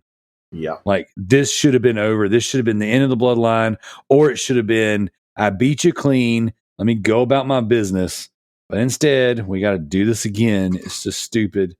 That's WWE milking something, beating a dead horse. Like, but overall, technically, this is going to be their third match. So the initial match that they had was for Jey Uso to join the Bloodline. If Roman Reigns beat him, he joined the Bloodline. So he joined the Bloodline. Now it's for the Tribal Chiefdom and then the title. Now it's going to be for the whole boots and marbles, I guess. Oh, and I do stand corrected. Dom is currently 26 years old, and he's 6'1". His daddy's like, what, 5'4" or 5'2"? Ray's like 5'7". Oh, I didn't realize that. dude, I'm 6'1". It's like 5'7", Okay. 5'9", yeah. I was 6'1". I don't think I'm 6'1" anymore. I think I've got some spine stuff going on. Like I think I'm old. Yeah, that's exactly what it is. So, I've already had my knees checked out, but like I need to get my back checked out. Real talk, on like a serious note, I got some serious back issues, but I think that welcome to the Hey, I club. got you beat. I got I think arthritis that- in my back. I was just diagnosed with it a week ago. yeah, I think Ooh. I've got something going on too because I've got something similar to that in my knees. It's got a name, but it's like it sounds like ostrich something disease. But essentially, it's like scarring on my knees and like pinhole tears in the cartilage or whatever. What are you talking about? But like I think there's something similar in my back because instead of my vertebrae being like this, I think they're like that. Slip discs. At one point in time, I was told my spine looked like an S. Like I went to a chiropractor. You and have it's like, yeah, you do, your scoliosis. spine. Yeah. So, but anyways, let's talk games. Let's talk about wrestling games specifically. Okay. So we've been playing some AEW Fight Forever and we really like it. It is limited. And I don't feel like we've really dove into AEW. So have you guys, I know Thomas, you played AEW, I have. correct? Zach, have you played it? I haven't because Joe said when it came out that he was going to game share with me and never did. So that sounds like something Joe would say. Like, hey, Joe, I'm waiting Well, on wait a that, minute. You got Game Pass, right? It's not on Game Pass. Isn't it? I thought- AEW Fight Forever shouldn't be. so originally it was going to be a day one drop, and then they said it wasn't. No, it's not. Yeah, go back, look up the articles. Originally it was announced to be a day one drop, Stand and by. then before it, when it got delayed the last time, they said it wasn't. But then I was under the impression that they turned around and did drop it. Well, Nope. THQ currently has it on sale on the Xbox system, which is basically like, I think 10 or 15% off because I was on the Xbox today. And I was like, really only 15% off or 10% off? Nope, I'm like, it's not on lame. there. And that's Okay. only the Ultimate Edition. Ugh, so it's like the $100 Yeah. version or $80 version. Yeah, so now it's 90. Cool. Yeah, nah, it's not worth it. I don't think any of the DLC is worth it personally. They're going to release the DLC slowly for free, anyways. Yeah, They've already admitted to that. I would say if you're going to get the DLC, get it when it's $1 or something like that, $2. Like it's, I don't know. Personally, the only character you need is Wardlow. Like, between him, was it Lance Archer or whatever? Like those two guys, Big it's like- powerhouses, yeah. well, that and there's also like there's certain moves that when you hit them, it doesn't even register. Like it's just like okay, I just wasted that move. That being said, I've been playing a decent amount of it. We've already beaten Road to Elite once. We've almost beat it our second time. Go ahead, How Thomas. do you like the exploding match? The where like the exploding ring and Yeah, stuff. That's it's- really it's cool. cool. I enjoyed cool, that. yeah. That's probably the most fun. And the fact is that they get like really bloody and messed up if you do these things in the match. Throwing through the Yes, barbed wire and and like stuff they like get that. electrocuted. I took her name's Abandon, right? Abaddon. Yeah, I took an Abaddon and like just threw her in there constantly. I'm like, there's an improvement. It's like, I don't deal with Shannon Baszler. So, but yeah, dude, it's good. The amount of weapons in the game it's pretty friggin' wild. Like the weapons are awesome in the game. So I think I said this before that this is kind of like the Assassin's Creed to Assassin's Creed 2 kind of thing, where like the game is good, but the next one could be great, kind of thing.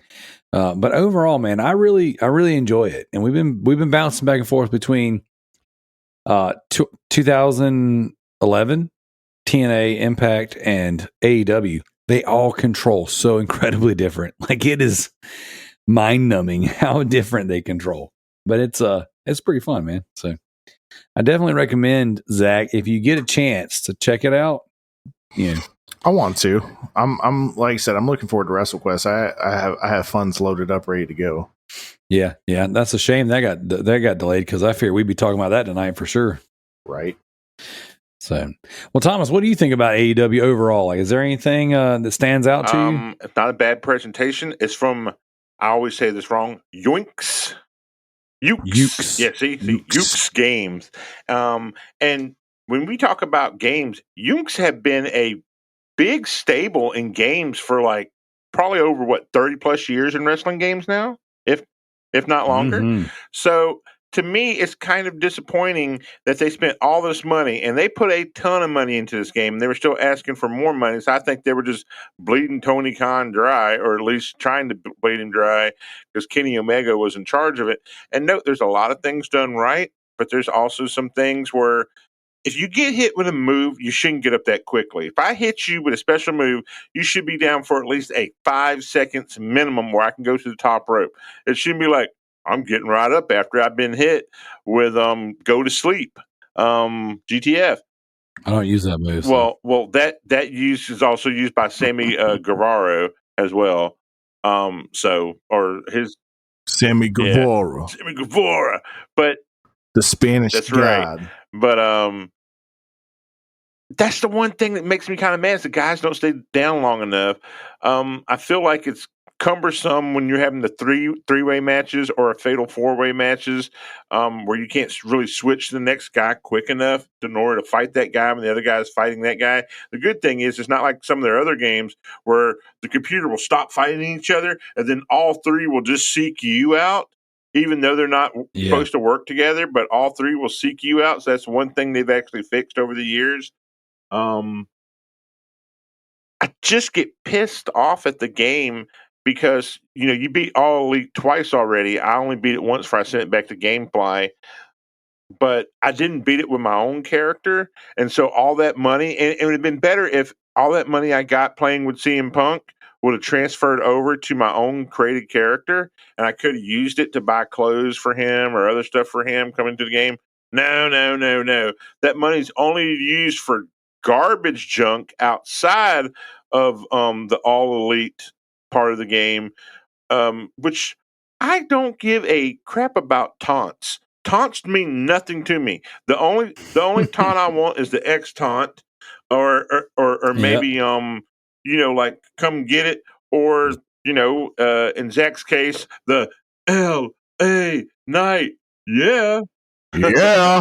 That's about His it. taunts are so And his little hand gesture sucks too. Like I like the guy and all, but like that whole it's getting the crowd involved though. It's getting the crowd involved, and then you got to understand it makes so much sense because how being funny and being entertaining is one thing, but having people have stuff when The Rock used to do the people's elbow, and you looked out in the crowd, and there are people who would do this. They'd reach their hand up like they were doing it themselves. Yeah. So that's the one thing. And then, like when Austin comes out and he does his fingers up in the air, everybody does their fingers up in the air. So it's something where the fans can interact. So LA Knight's got his own little thing, and I like it because, again, it's something that's catchy. It's something that's going on. But this is back about AEW, so let me get back on track before I go into this big tangent. I say it's a solid 6. And it's only a 6 because I felt it was an incomplete game. I don't care about the mini games. I do like the baseball one, even though it's kind of, how the hell is the computer going to hit 2 home runs off me, but I can't hit no home runs? I'm hitting like singles and doubles.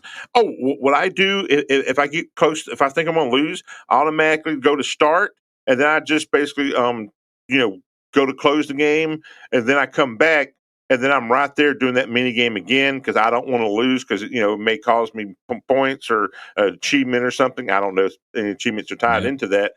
There's trophies for completing 5 mini games. I never lost any mini games in that game because I felt it was important to get those corrected. And the mini games are not bad, but do you know what it reminded me of? But all those mini games, what was it? Mortal Kombat. Which Deadly Alliance, where it had like a gazillion mini games. It had like a cart game. It had like the Tetris puzzle game. The drinking game. Yeah, it had all these cool mini games, and the only one that was really good that I enjoyed was the Mario Kart game because I thought it was funny that they wasted time to make a Mario Kart game for freaking Mortal Kombat. And whoever, I don't know if Tobis was still with them at the time or he had already left to do Tao Fong Fist of the Lotus for the Xbox. But that's one of those things that really got me. And I was like, so this is the Mortal Kombat Deadly Alliance with all those stupid ass mini games, which were fun. Some of them were, but other ones were kind of like, why? I guess the game was so I'll be honest with you. That's the one where you can create your own character and you give them everybody's moves, right?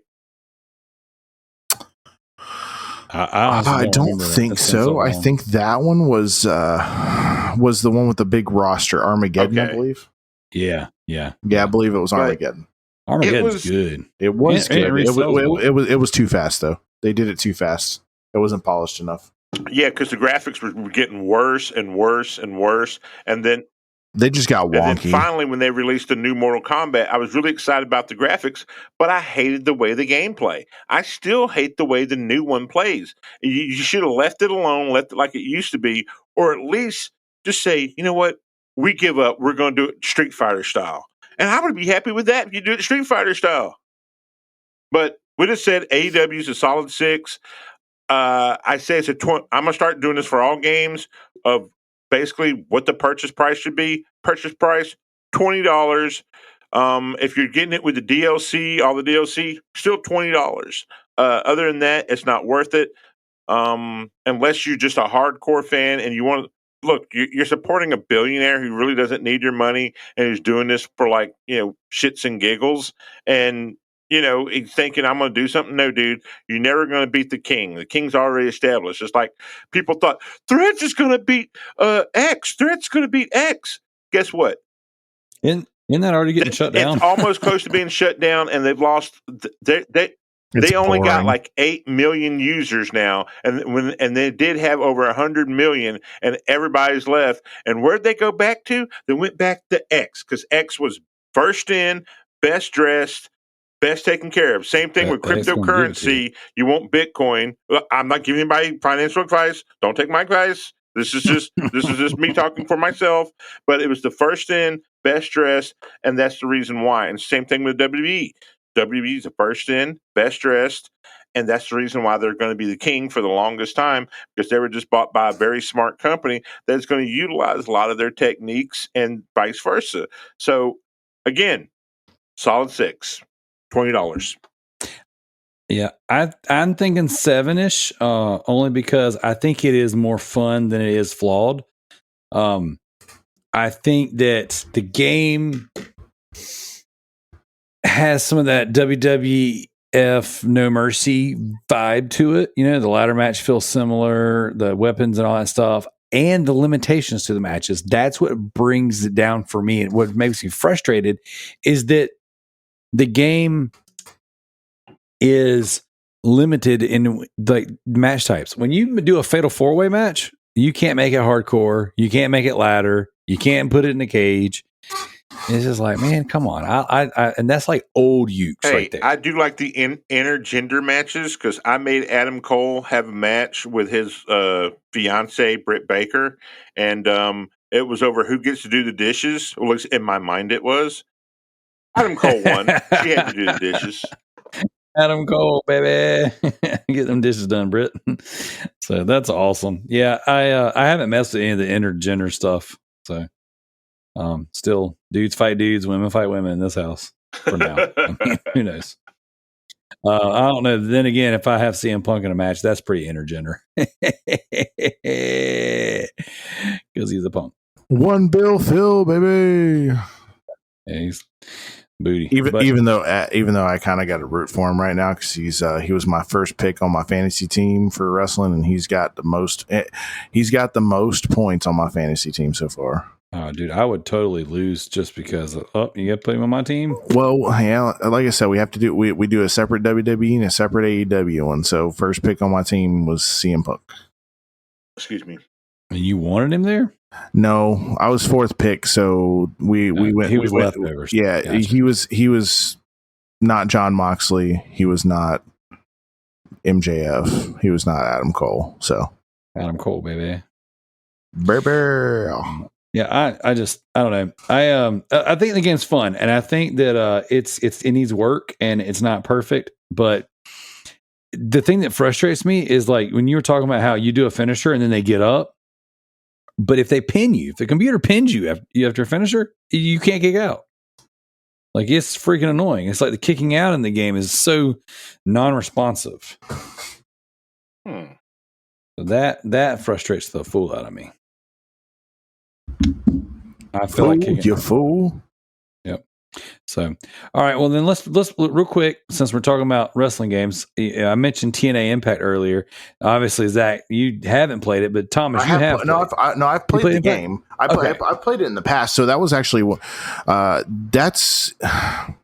I'm not going to say it's better than some of the SmackDown versus Raw games, but I think the story mode in it was better, and I think I think the way that they integrated in the story mode from the game into the actual show itself was phenomenal. Yes. So the main character in the game that you're playing is Suicide, and Suicide, and the cool thing was as soon as like the game released and it gave everybody a month to play it, lights went out, X Division went fucking wild because all you hear is Suicide comes alive, and you see this dude ziplining down to the freaking ring. Oh my god, I'm getting goosebumps talking about it, and I want to watch it over. So good. That was the smartest thing I've ever seen out of like just promotional wise for the game too. Oh, dude, yeah, that was awesome. That was awesome. Like, I've been trying to figure out a way to emulate that game so I can play it instead of going and spending $20 on it at the local store.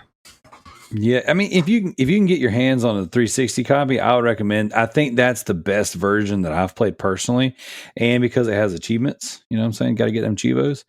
If I remember correctly, I got somewhere in the vicinity of 700 of those achievements, but I can't remember anymore, honestly. But yeah, definitely great game, and we've been playing it, and it hits hard. Like, it feels different because that was an Unreal Engine game, and it feels like it. And it's one of those games that I'm like, man, it feels like there's weight to it, and that run and drop kick, hitting people with chairs and stuff, like, and the reversal system, how you can reverse a reverse, and sometimes you could do like a reverse. Like, let's say I got to throw you against the ropes. And then you reverse me. And then you reverse me into a suplex. But then I reverse you out of that suplex. Like, it can get wild with the Erectaset reversal style or whatever. And then the X Division matches. And that was the thing, too, is like, we played TNA Impact and we watched TNA X Division matches.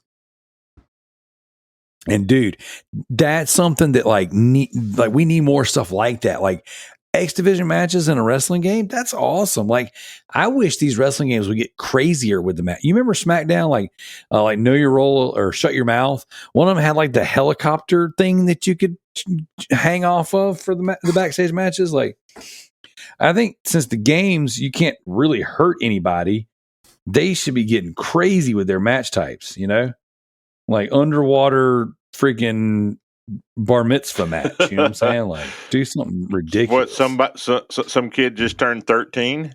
It's like, you just turned 13. You gotta have a match against one of the WWE superstars. Right. We gotta wrestle till you get your circumcision. The winner, whoever circumcises who is the winner. Jesus Christ. That would be called a brisk. Yeah. So what's funny is, so right now, my kids and I kind of have various collections going. Okay. So you guys know, if you've listened to the show and if you've watched the Residentdarrell YouTube channel, I am currently collecting for PSP, PS Vita, and PS3. I'm not going for full sets necessarily, but I am very casually collecting as many titles for those three, systems as possible. With the PS3, my goal right now is 1,000 games. With the PS Vita, it's every game I could possibly buy, even doubles and triples. And the PSP, same thing, even including the movies. What you got, T Diddy? I almost called it T-Bone. What is your I thought you were going to call him T-Bird. What is your worst wrestling game you've ever played? What is considered your worst wrestling game? I think Royal Rumble on Dreamcast. Dude, I love that game. Taz is a beast in that game. That's your worst wrestling game? We played that game. Hell out of that game. I love that game. No, we emulated that while we on RetroArch this past weekend. My brother was playing it, and I said that you and I talked about it, and I was like, dude, I remember that game sucking, and I remember him playing it like he goes, no man, that game was great. He downloads it and play. Well, I think he actually already had it downloaded because the internet was trash there, so like he definitely wasn't downloading stuff, but he starts to play it. He's like, yeah, this ain't great. Yeah, and that one TD's going to get something now. So yeah, not a great game. Personally, I don't think. I have an emulating handheld that I got. And yes, Burnick. That's correct. And I got it from Amazon, and I played the Dreamcast. When I go to the toilet, I play the Dreamcast game, and I play that game. And note, you can put in like all the codes. So I have all my finishers. I have like 5 or 6 finishers. I have all my specials where I can call in all my guys. And it's unbelievably fun. Now, if you're playing the Royal Rumble version, where it's people coming in and you're fighting the Royal Rumble, then that's kind of a pain in the butt. But if you're actually playing the one where you go through the championship, and at the end you have to fight Vince and Shane McMahon at the end and win the title, that one is super fun. But the Royal Rumble part is not as fun. But just the other one is fun. Yeah. So, okay, I got a lot of questions because I have never seen one of those before, but I think people have mentioned them. So Patrick, he's got the other one. He's got one that looks like a Game Boy Color, right? But it has 2 thumbsticks on it and it has 4 triggers. That is correct. He was literally just using it the other day to play on his TV and using it as a controller with a super long extension. But I've seen him post like pictures of him playing No Mercy on it. I also this have thing's that as a well. beast. Yeah. Okay, Thomas, you and I need to talk. I'll buy one of those. Does it come with the emulators? Yeah, it comes with like 2,700 games on it or something like that. But I have a ton that I can give you. I got like tons of emulators. Okay, because that's the thing that like, yeah, and that's what I need. I need a ROM dump really. Because like, what emulator is it using to play those games? Is it using? It's using RetroArch. So it uses RetroArch on it. But if you get one with an Android operating system, you can. It's really really easy because you can just go on Chrome and download the zip file. I'm telling you. So I have RetroArch on my Vita now. You can download all of it on your Vita. You need to buy that one that I sent you from Amazon that has the 4-port controllers that you can play on your TV.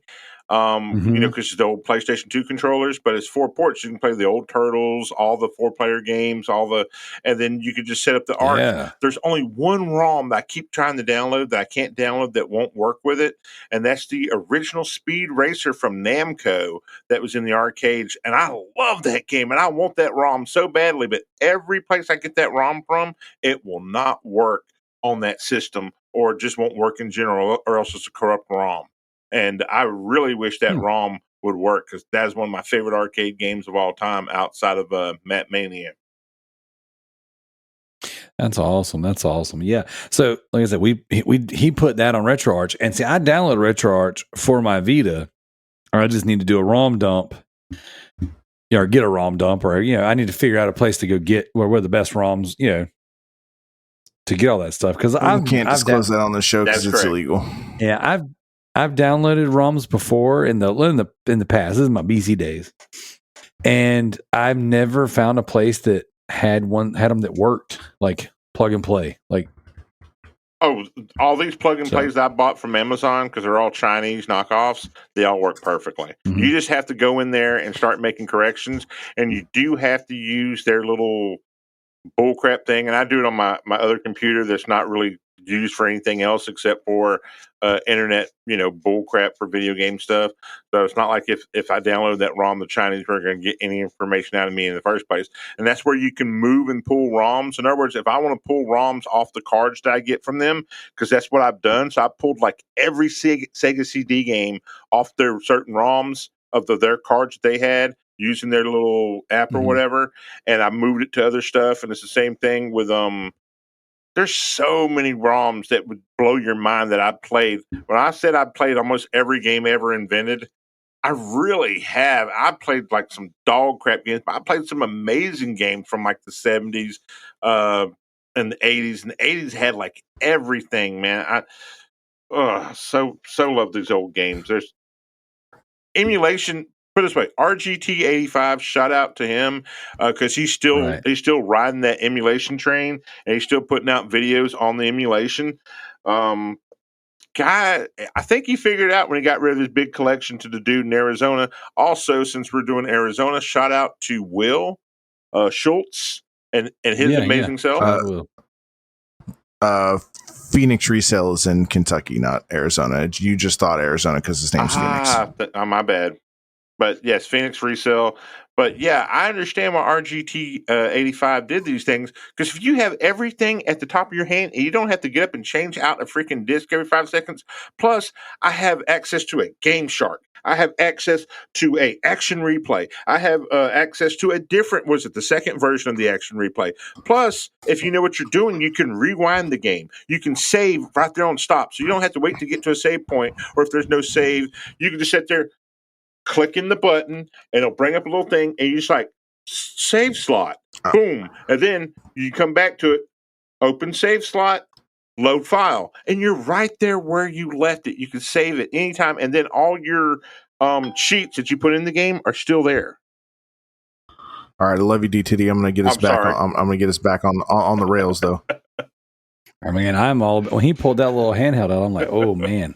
That thing looks thick too. Is it solid? Is it well built? It's solid. Yeah, it's well built. Is that the metal one? Yeah, they have metal ones. They're really, really nice.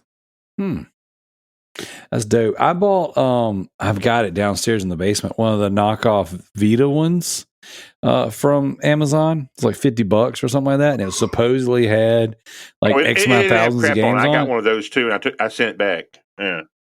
Yeah, this thing sucked, but it did have the Capcom published Punisher game from the arcades.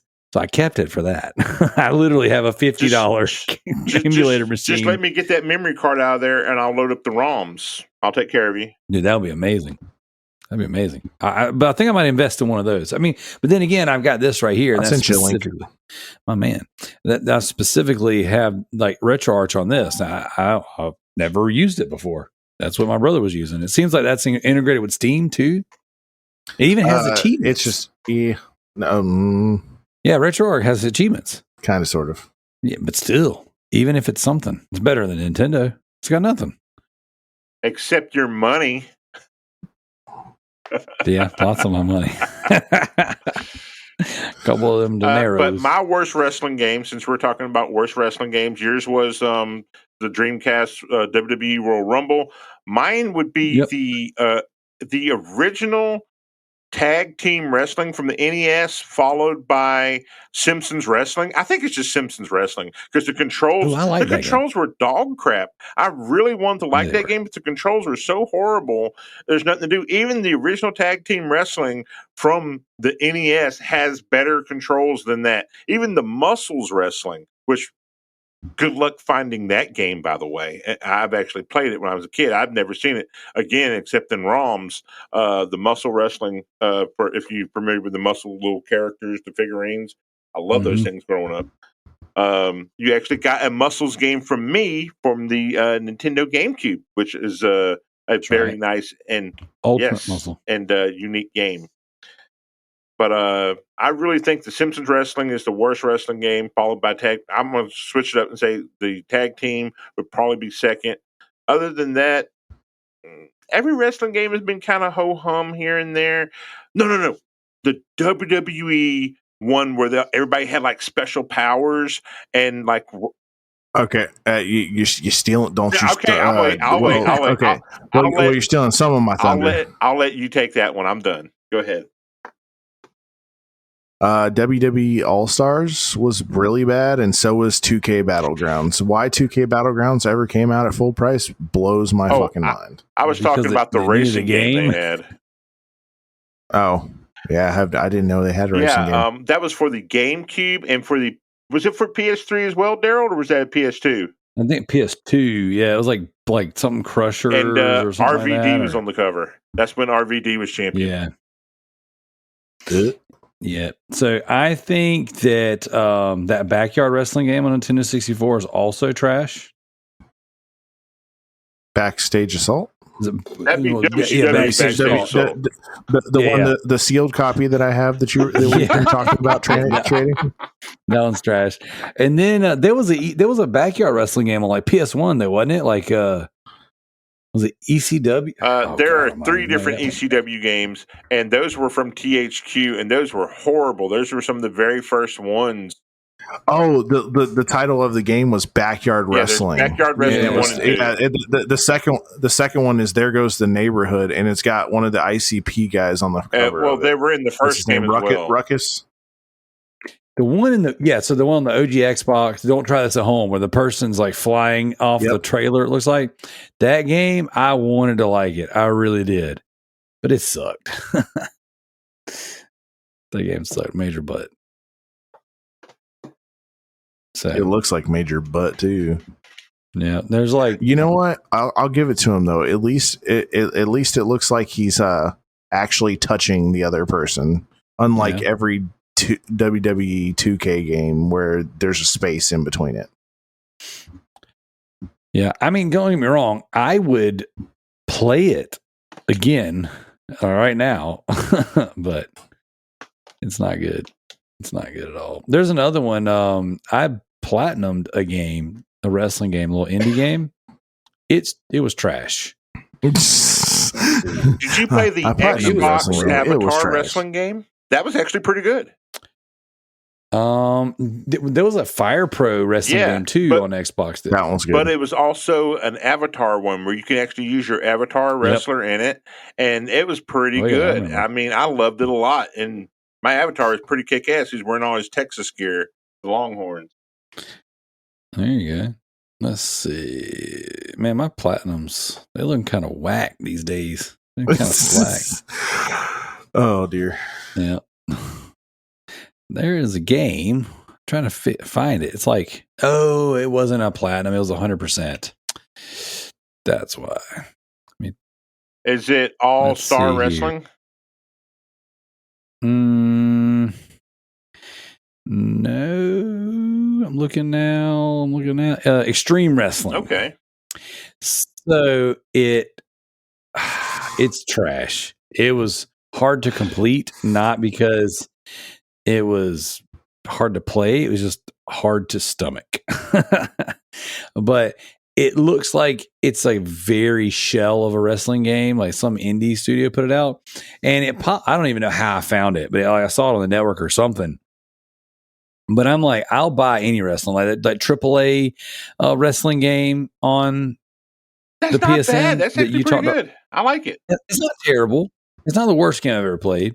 But what was that other one? I got the platinum in retro wrestling or something like that. The New Japan Pro Wrestling game, the one with Kenny Omega on the cover. That one was hard, dude. I thought that was a Fire Pro Wrestling. God, dude, those are hard. Like I don't think they suck. I just don't understand how to play them. Like I can't win a match. Like it's hard. I'm looking now. This one is, I beat this one probably 3 years ago. Yeah, it's like retro wrestling or something like that, or retro. Oh God, dog it, man, my mind. WrestleMania, Legends of WrestleMania. No, but I had that platinum. That was a good. That is a good game.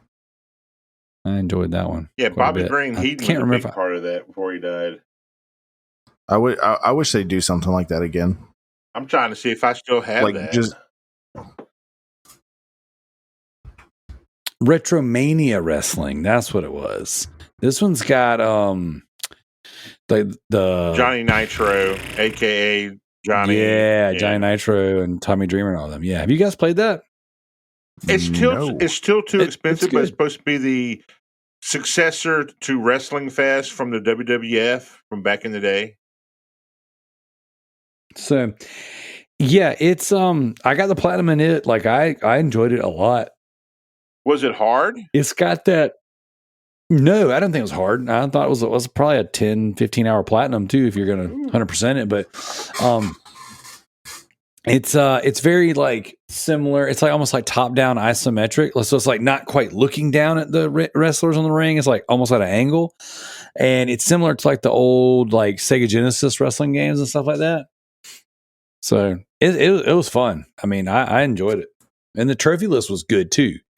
You know, like I'm looking at it right now. So complete a match, hit an opponent with steel chair, watch 5 AI versus AI battles. I did that during the podcast. Blue Meanie from the Job Squad. I think I play with everybody. I think you have to play with everybody. Well, here's a hot take for everybody. My wife literally just came in here, so I muted myself, and she opened the door, shat in my room, and left. My wife does shit, Ed. Now she's dying laughing. Oh, I figured like she came in your room and she's gonna pee herself. That's karma. Yeah. So yeah, but you got to win a retro rumble in there. You got to win. You beat the story mode. Is that 30? Win a match. Characters over, or do you just have to pin them? Oh, dude, now you're right. That's a long. I beat that in platinum in 2021. So that's a lot that's happened since there. I don't remember. I think you throw them over the top, but you got to win in a match in every arena, complete the story mode. You got to defend the championship, kick out of finishing moves, land 3 finishers in a match, win a 4-way elimination, win 50 matches, 20 matches, win a 3-way match with Tommy Dreamer. You got to win a tag match as Matt Cardona and whoever Myers. I can't remember who his tag team was. Win a tag match as Hawk and Animal. You got to win a 6-man tag match as the Blue World Order. The Blue World that's Order? Blue Meanie, Yeah, Stevie Richards, and okay. Yep. I think I was Stevie Richards out of that group. Win Nick Aldis versus Austin Idol. So it's a lot of good, you know what I'm saying? Yeah. Win a match as Colt Cabana. Zack Sabre Jr.'s in there. So yeah. He's so boring. That's good. Johnny Retro. Nice. Yeah, win a match as Matt Cardona. Always ready. So it's good stuff. Yeah, I like that game a lot. That was one. And see, I go through these phases where I'm like jonesing for new wrestling games, and we don't always get them. Or good wrestling games. So what would be considered right now the best wrestling game everybody here has played? I'm in a 3-way tie, and it really does depend on the day. So No Mercy, SmackDown vs. Raw 2007, SmackDown vs. Raw 2011. There's different reasons why each one are great. Okay, so I like the SmackDown vs. Raw 2007 pick, but I like 2008 better. It was the first one where they did the featuring ECW. Yeah, I like the storyline in that game. Yeah. They changed the controls though. Impact's hard to beat. Just the way just the overall way they integrated it and they did it. So good. Yeah, so good. I agree. That's a good one. I know. See, like Here Comes the Pain was really good. Know Your Role was really good. Shut Your Mouth was really good. Raw 2 is really good. Did you guys play that on Xbox, like OG Xbox? Yeah, surely I haven't played any of the ones on that era, like the PS1 Xbox era. I haven't played any of those wrestling games. If you look at the back, if you can see this cover, look how young John Cena and Randy Orton are. Randy Orton, look. Yep. Baby. Your life is the basic thugonomics. Day of Reckoning 2 on the GameCube is a banger. Love that game. That's a real good one. That was one. I think that was the first. I could be wrong, but that was the first game you could have dreadlocks and a gas mask. Yeah. I used to be really huge into the creative wrestler stuff. Oh, I just like that game so much because it had like the best opening for Trish Stratus because it would still show her like in a bra and panties. And whoever put that in her entrance, How do thank you you. have a wife, sir? Because I'm hung like a horse, She's a dude. I'm an asshole all day long. You can be an asshole if you can perform where it counts. Okay. I mean, there's something to it. So I got to be nice. It ain't because I make any money because I don't make no money. My wife makes twice as much as I do. It's just because look, I'm from Texas and everything's big in Texas. There you go. Dude, oh my gosh. Well, yeah. So I would say Day of Reckoning 2 is the best, my favorite on the GameCube. I got to go back to Raw and Raw 2. So, oh man, I got to play these games. I own them. I freaking love these games. So I remember them controlling fairly well. They looked amazing on the Xbox at the time. But Raw 2 had like its version of the universe mode. And you could, dude, I mean, you talking about one of the times I laughed harder. Like I laughed until I wanted to just, my sides hurt. So we used to go to my buddy Luke's house. Shout out to Luke if you're listening to the show, because he used to. And we would go to Luke's house and we would stay up all night drinking soda and playing Raw. Oh Lord! And then, so you play the universe mode, and you could choose in between the matches to do things to each other, like 4-player universe mode, right? So all 4 characters, everybody's going to have their matches, everybody going to do their thing, but you could do things to each other. So you could interfere in their matches, you could sabotage each other backstage, and so our buddy Luke was the champion. And he, like, what we decided to do was everybody before his match, like sabotaging backstage, because then he would start his match like with low health. So we were dropping the little box from the top of the shelf on his head when he would walk through the backstage or whatever. And we did all this stuff. We were laughing. And then one of us, or maybe 2 of us, interfered in his match.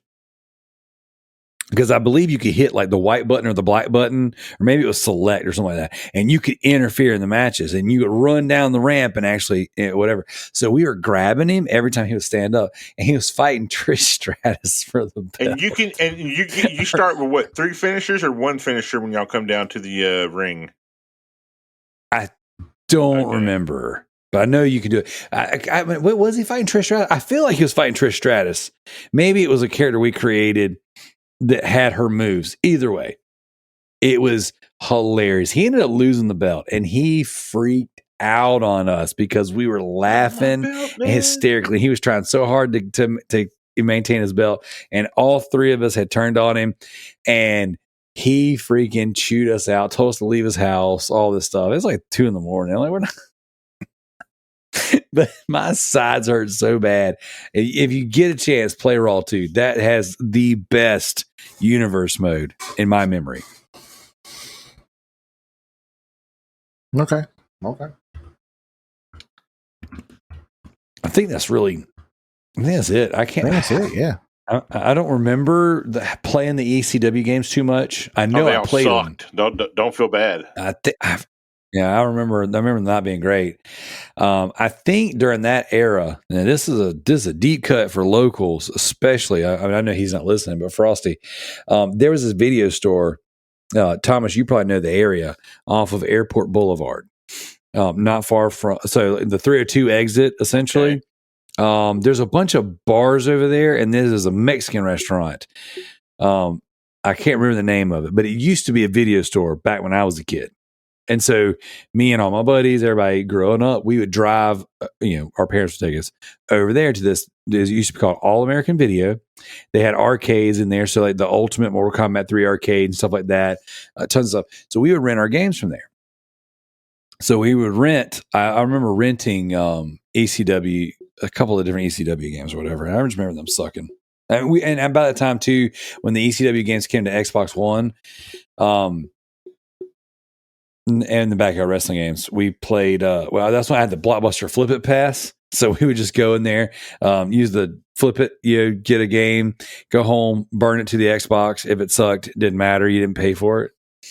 So it was a whole thing. Well, my favorite wrestling game, they actually have three. I've already told the story about being at Brookshire Brothers and Matt Mania numerous times. So I'm not going to tell that story again. So Matt Mania is one. Number two, Here Comes the Pain, because everything you can do in Here Comes the Pain. That's an awesome game. If any game, this is why every wrestling fan always says, remake Here Comes the Pain. You don't have to do anything good, just upgrade the graphics. And that's true. It's all you need to do. The game has great controls. It feels good. Brock feels like a beast. Brock actually had like a move set back then where he'd actually do 7 moves. This is back when he was like his third or fourth year or something like that. But he actually had a real move set, and all of a sudden he no longer has a move set. He can do 2 moves and then just bounce his shoulders up and down. Yes, we know you are man, here you roar. The other one would be 2K16, and that's when they finally moved on to the newer systems, and Stone Cold Steve Austin's on the cover. And it takes a long time to load, but I love the way it played. I love the story mode. All the characters look really good because it was their first time being on a new system. And anytime it's a new game on a new system, they tend to put more TLC and love onto it. The same thing with 2K16. It looked really good. It moved really good. And the next thing you know, the next ones that come out, it just starts, like, the graphics start going down, down, and down, and down. And then you're like, wait a minute, these graphics look really good for the first year. Why do they look like dog crap now? And that's why I hate about with the new systems, because, like, do you realize there's better graphics on some of these older games that you guys made? It's just that you're lazy. You're just using carbon copy of the stuff, and then it's kind of like, because you put one out yearly now, it's like, oh, look, we added in this. You know what I'd like you to do? I'd like you to be able to add back in fighting in the crowd, where you can actually grab weapons out of the crowd and move and jump off stuff. Remember when, like, you could be Jeff Hardy or whoever, and you could jump off like in the crowd off the top of one of the balconies or whatever? That was really cool. They should add that back in. Or fighting in the parking lot, or going out in the street and fighting from the parking lot. In other words, you were fighting in the parking lot, in the parking garage, then you go out in the street and you could possibly get ran over by a car, which could cause you to lose all your health and the other person pins you. That would be cool if they bring these features back. Or even I think they only did the match once or twice, the flaming ring, where once you touch the flames, you automatically lose. Remember the Kane versus the Undertaker? I forgot what it's called, flaming match or whatever. I am your brother. Inferno match. But those two games I would like to. Well, yes, those two games I'd like. I love the death. I think the world of those. And then match quality, they don't allow you to do all these different matches anymore. And it'd be something cool if they would just bring it back. Hell, like when we talked to Patrick the other day, we talked about the coal miner's glove match, the coal miner's glove on a pole match, or like being able to put something in your hand and popping people. Because Ted DiBiase, and like when he used to put something in his glove, it looked like he was putting like a domino in his glove, because he used to wear one glove. And he'd have like a little thing where you just slip it in it and then pop you, and he takes it out. And this is back when he was like this is in NWA days and the territory days, and when he was around that area. But that would be cool if you had something like a glove, the coal miner's glove match. But you remember the old scalpel matches they used to have, or just like when you said TNA X matches, when they did the X when they're climbing and they got the little X thing for TNA out. Do you remember those matches, Darrell? Those were awesome matches. Those are gimmicks that should be brought back for special occasions, for special pay-per-views. I know WWE doesn't own the rights to the X Division matches, so TNA should do those matches. But still, there are certain things that they could get away with doing, because they own all WCW stuff, so they could clearly do the scalpel match. They can do some of the other matches that basically Dusty thought of back in the day. And why is it that they own a lot of stuff and they still have yet to have anybody come down into a stadium from a helicopter like Ric Flair did in the Texas arena when he was taking on the Von Erichs? Mm. I'm done, man. No, you're good, man. So you're good. Actually, so I did a little bit of research while you were talking because I remember mentioning this a long time ago. And every time someone brings up Here Comes the Pain, I'm like, I remember that being a good one. But I thought Just Bring It was like the one that I loved out of those SmackDown number games. 2? Well, there was SmackDown 2, and then Just Bring It, or was it Just Bring It, Here Comes the Pain? No, you're rolling? correct. It's Just Bring It, then Here Comes the Pain, and then I think Know Your Role, and that's it. Yeah. So either way, Just Bring It had your boy Fred Durst in it because that was when he was doing the Undertaker's music when he was the American Bad A biker guy or whatever. He was also in the Fight Club game as well. Yes, Fred Durst? I broke his arm, and he couldn't use his arm for the whole game because the Fight Club game. No, seriously, if you break someone's arm, their leg, or whatever, they can't use it during the whole game in the Fight Club game. I never owned that game, actually. You should get it. It's a good game. But yes, Fred Durst is one of the characters on it. So I'd have Brad Pitt beat up Fred Durst all the time, and then I'd have Meatloaf with his bitch tits. His name was Robert Paulson. Beat up Ed Norton Jr. Yeah, I felt like destroying something beautiful. I actually posted a meme in one of the groups the other day. I don't remember which one, where it was like the warehouse scene with Batman from Batman vs Superman, and it was him like when he punches that dude like repeatedly on the ground, and then the bottom thumbnail. It might have been for my little group with Dan and Dan and Josh, but at the bottom it was Edward Norton's face from Fight Club when he's like, it was Jared Leto's face when Edward Norton said he would felt like destroying something beautiful. It's like I'm in 60 Seconds to Mars. Screw your band, buddy. That's funny. I dig it. So, yeah. Well, hey, guys, this has been a good conversation. Definitely really enjoyed it. Definitely appreciate you guys for coming on here, talking shop, talking some wrestling. I know we got a couple co-hosts that don't love the wrestling, but it's okay to be wrong every now and again. You guys, it's okay. I don't want to be that way, but hey, whatever it takes. Definitely, really appreciate you guys coming on here. If you made it this far, handful of things in the order of housekeeping. Okay. Go check out the Hunter Houston ESG podcast. It is no longer family friendly. Are you R-rated from now on? Okay. R-rated from this point on. I've actually had too many emails about basically saying, thank you. Finally, I can listen to your damn show. There you go. I think I'm 2 weeks behind on there. I didn't listen to anything last week while we were on vacation. Like no signal. We were in Lake Lure. So Lake Lure, you go up to the mountains and then you drop down inside. There's a lake literally surrounded by mountains.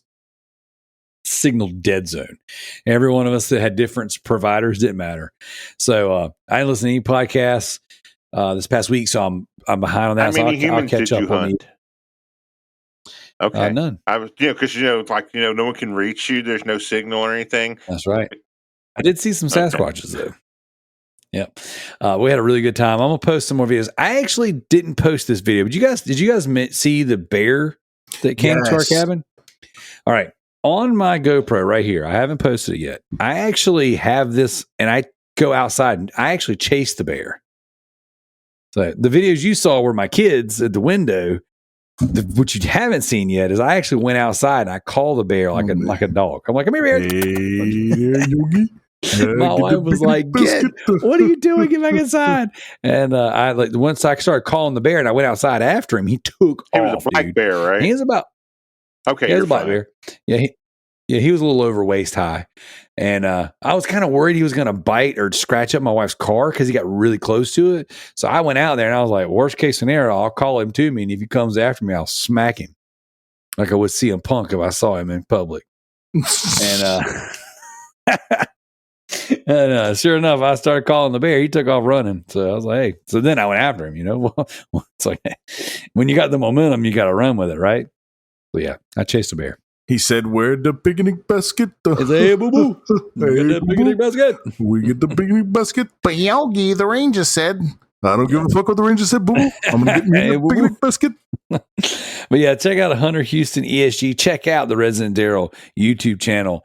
Leave us some nice comments here on this particular episode. And guys, remember, at the end of August, we've got something very special. Be ready for the countdown. God, the creator wrestler in these games was so bad. Or what are you playing right now? 2008. Dude, 2007 is the where it's at. The reason why 2007 is because they had the L and R reversal system. So you could reverse grapples with one, strikes with the other. I love the fact that AEW, is it AEW that did that? Yeah, AEW does a L and R reversal. Good job on there. So I love the fact they brought it in there, even though it doesn't work near as good as it did in 2007, but I digress. And the Hell in a Cell is the best because not only can you throw people off of it, but you can run and fall off of it. So you could run and drop kick at somebody. If they move or dodge or whatever, you could actually drop kick off the Hell in a Cell. And you want to talk about laughter? You let me, my son, and my brother start playing some 2007. And my youngest, oh my gosh, we'll be in stitches because we have all these stupid arbitrary rules, right? You cannot pin somebody unless you have gone through the cage. All right, to get outside, you have to slam him back through the cage. Yes, you have to go through all the panels, all 4 panels, because in that game there's 4. All the other ones is 2. And you go through all 4 panels of the cage, and you have to go through both announce tables. So we have like crazy rules, and if you break those rules, you are out, buddy. You are done. But gentlemen, ladies, germs, this has been Loot Bros Podcast. Thank you so much for listening. We will catch you on the next one. Right, I don't know. No Spanish, I think. Spanglish. Because the outside world rejects you. This is your family. I am your father.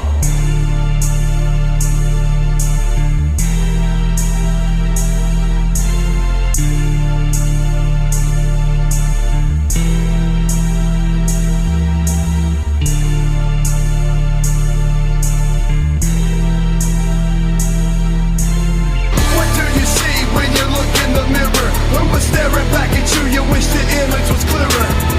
Always remember who you are. Why would you stop now when you come this far? What do you see when you look in the mirror? Who was staring back at you? You wish the image was clearer.